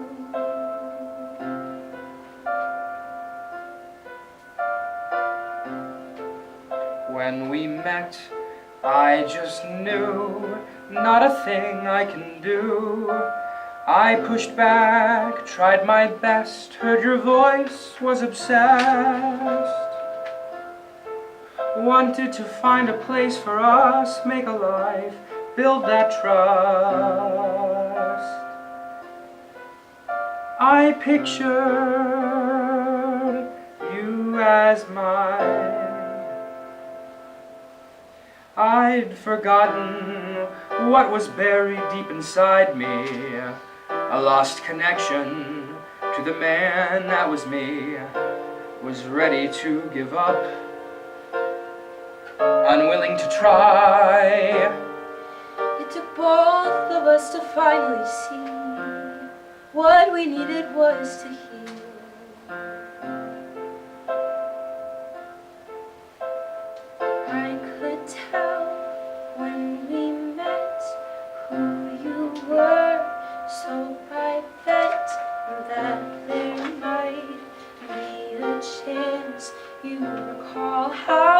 dance, and I would feel safe in your arms.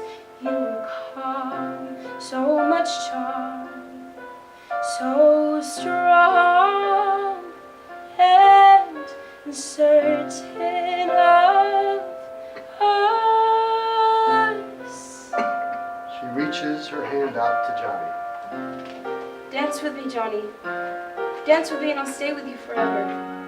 Put Tom in a truck north and we don't have to say goodbye. He takes her hand and they dance.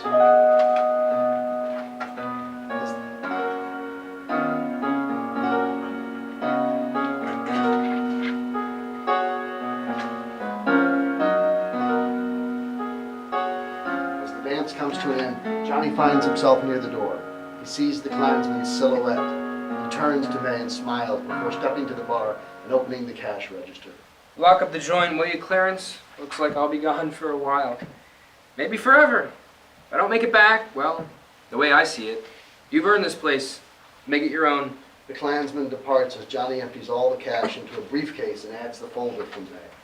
Ready? She nods and takes his hand as they step to the door. Scene 13. Roy's office. The Klansman exits as Wilfred enters. You requested my presence? It appears that Mr. Kowalski is planning to skip town, and I believe he owes me money. It's hard to imagine Johnny leaving without paying up. He may have a few faults, but nobody questions his integrity when it comes to business. It seems his business has expanded to include other interests, and I believe the other interest is part of the problem. What problem? The agitator problem. It's time we visit his warehouse. I don't see a reason for that. I'm not surprised. In fact, it's come to my attention that there are a lot of things you don't see, Chief. Roy stands and grabs a holstered gun. If you want to keep your position, I recommend you take a hard look at the situation in town, understood? Understood. Roy opens a closet and takes out a noose. It's possible we may need to take justice into our own hands. I'll have a squad car meet us there. Scene 14. Outside Johnny's warehouse. A tree with a large branch outstretched over a cargo van. Two men carry a stretcher with Tom on it. They set him down and take 2 boxes of liquor from the van. Tom is awake, but delirious. Johnny and May enter. She kneels beside Tom as he looks on. May? I'm here. We're gonna get you to a doctor up north. You'll get better, and then you can keep fighting. That's what matters most. Yes. Thank you for everything. You're welcome. Take off the rest of the booze, boys. A man should be comfortable for the journey. The 2 men put Tom inside. May watches. She turns to Johnny. There's a long pause as she looks at him. Johnny guides May away from the van, the 2 of them knowing what's about to happen. Johnny, You don't need to say anything. I thought I could do it. You did do it. You helped me see. It would have been nice, the 2 of us riding off into the sunset. One day we'd have regretted not doing more. It was a gift, and we'll always have Each other. No matter what happens, every moment, song, and dance. A man steps from the van and motions behind Johnny. He looks over his shoulder. It's time you got on the road. He hands her the briefcase. A doctor friend of mine in St. Louis will help, and you may not realize it, but you're more like Josephine Baker than you know. She caresses his face and gets in the van. They depart as Johnny watches them go. A police car arrives a few seconds later. Roy and Wilfred get out. I didn't expect a police escort. I know who's on that van. Well, that makes 2 of us. And you believe they'll get away? They've done nothing wrong, and as a judge, I thought you might have a basic understanding of the law. I am the law, Mr. Kowalski. Boss Crump threw these people a few bones, but now they want more, and that goes against our way of life. It's time they were reminded of their place. And where exactly is their place? They serve a purpose, just like you and your brother did. While you were off pretending to be heroes, I was planning for the future, and I won't let a few agitators get in the way. Call your men, Chief. Tell them to arrest the driver at once. What reason should I give them? Illegally shipping alcohol and other contraband. Well, that does make sense. You won't find any booze, just two people with the right to go wherever they want. You want to arrest somebody, then it's me you're looking for. Wilford steps to the car and picks up a radio handset. Don't do it, Chief, or Or what? trust me, you'll regret it. Johnny steps toward the judge and Wilford pulls out his gun. Johnny steps back and Roy takes a pair of handcuffs and cuffs Johnny's wrists together. I'm afraid you've been outplayed. The romantic who gambled everything to save a woman who used you. Roy steps to the car and pulls out the rope with a noose on it. It all makes perfect sense. How a man losing his business and girlfriend in the very same day is drawn to suicide. My men won't give up without a fight. Then they'll die, just like anyone else who gets in my way. It's time we put an end to all this. He motions to the tree and hands the rope to Wilford. String him up, Chief. I don't believe that's necessary. Wilford is conflicted. He doesn't take the rope. I'm not interested in what you believe. But May I remind you who you're working for? One day people will understand that this is about the future. Wilford hesitates. Fine, then I'll do it myself.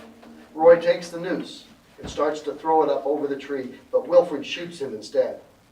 Roy and the rope fall to the ground. You're full of surprises, Chief. Wilford removes the handcuffs. I believe he said it was time we put an end to all this. Maybe there is a little justice in the end. It's nice to think you believe in such a thing. The truth is, the only thing I believe is making my job easier. I guess we all have to believe in something. Yes, I suppose we do. A police siren. It seems the cavalry's arrived. 2 police officers rush onto the scene, their guns raised. They see the judge's body. Wilford points off stage. The judge has been shot. It was either Boss Crump's men or the Baptists. They were masked and headed south in a red truck. Send every available man in that direction. They depart, and Johnny sits on the crate of liquor, pulls out 2 bottles of booze and hands one to Wilford. I have to say, I didn't see this coming. They open the bottles. I like to think of it as a different way of seeing things. The judge merely sacrificed himself for a cause I believe in. Me. We should toast to it. To new possibilities. Yes, I like that. The possibilities. They drink. And now what? I was thinking Memphis could use someone to mend the divide. A man could make a wonderful life here if he wanted. A lot of business opportunities. We've got everything. The river, the blues, and this new rock and roll thing. And let me guess, you're just the man for the job. I was never comfortable with the idea of your club closing, Johnny. Where else would I go to be all open-minded? They stand and tap bottles together as they walk.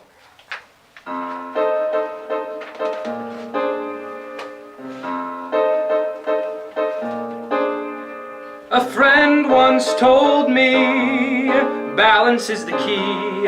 The good and bad in life, it can help us all be free. I like that. It's the soundest advice on the business of life. Well, on that we can agree. Maybe 2 boys like us can finally learn to see. Yes, finally learn to see. I had the thought of opening a sports bar. With a little gambling on the side, I presume. Between Jackie Robinson and Willie Mays, interest is growing. They're changing the game.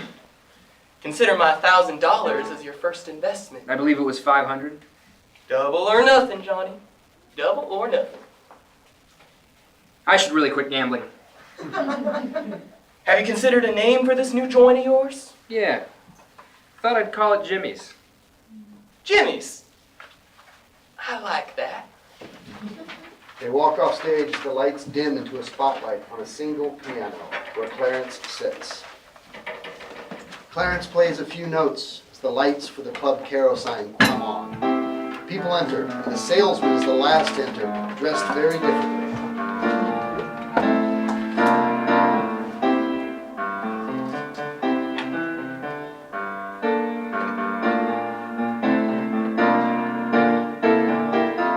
Welcome to Club Cairo, where the piano's in tune. The lights are down low, and the world comes to play. You're free at Club Cairo to do whatever you choose. Here you can be you. Everything's okay. That's right, you heard him.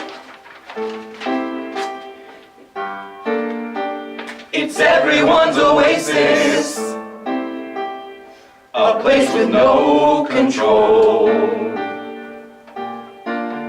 Tomorrow's what this place is. A place becoming vogue. Make the world your oasis, a place you can be bold. Paint rainbows on your faces. And find that pot of gold.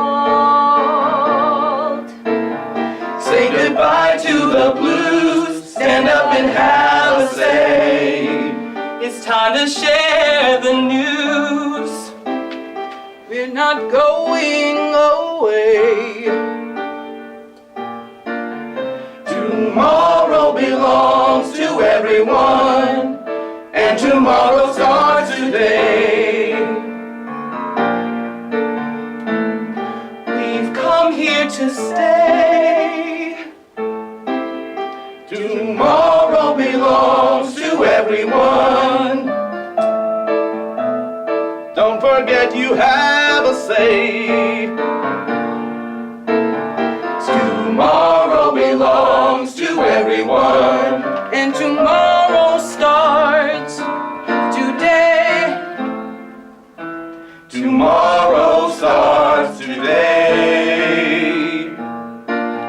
Tomorrow starts today.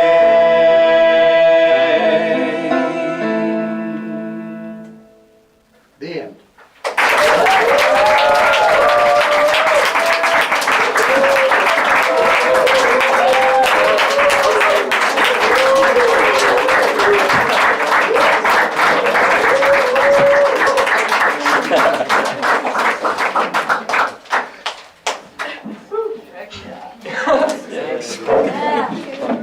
One more time for the wonderful cast.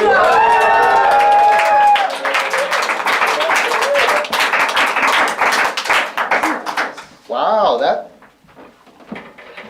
we survived.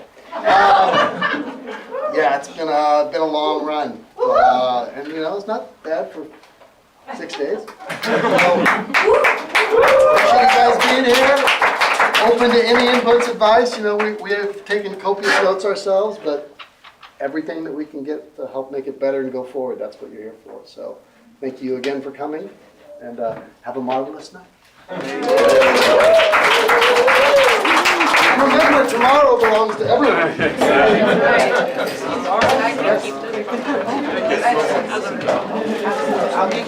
Yay! Unless it's other,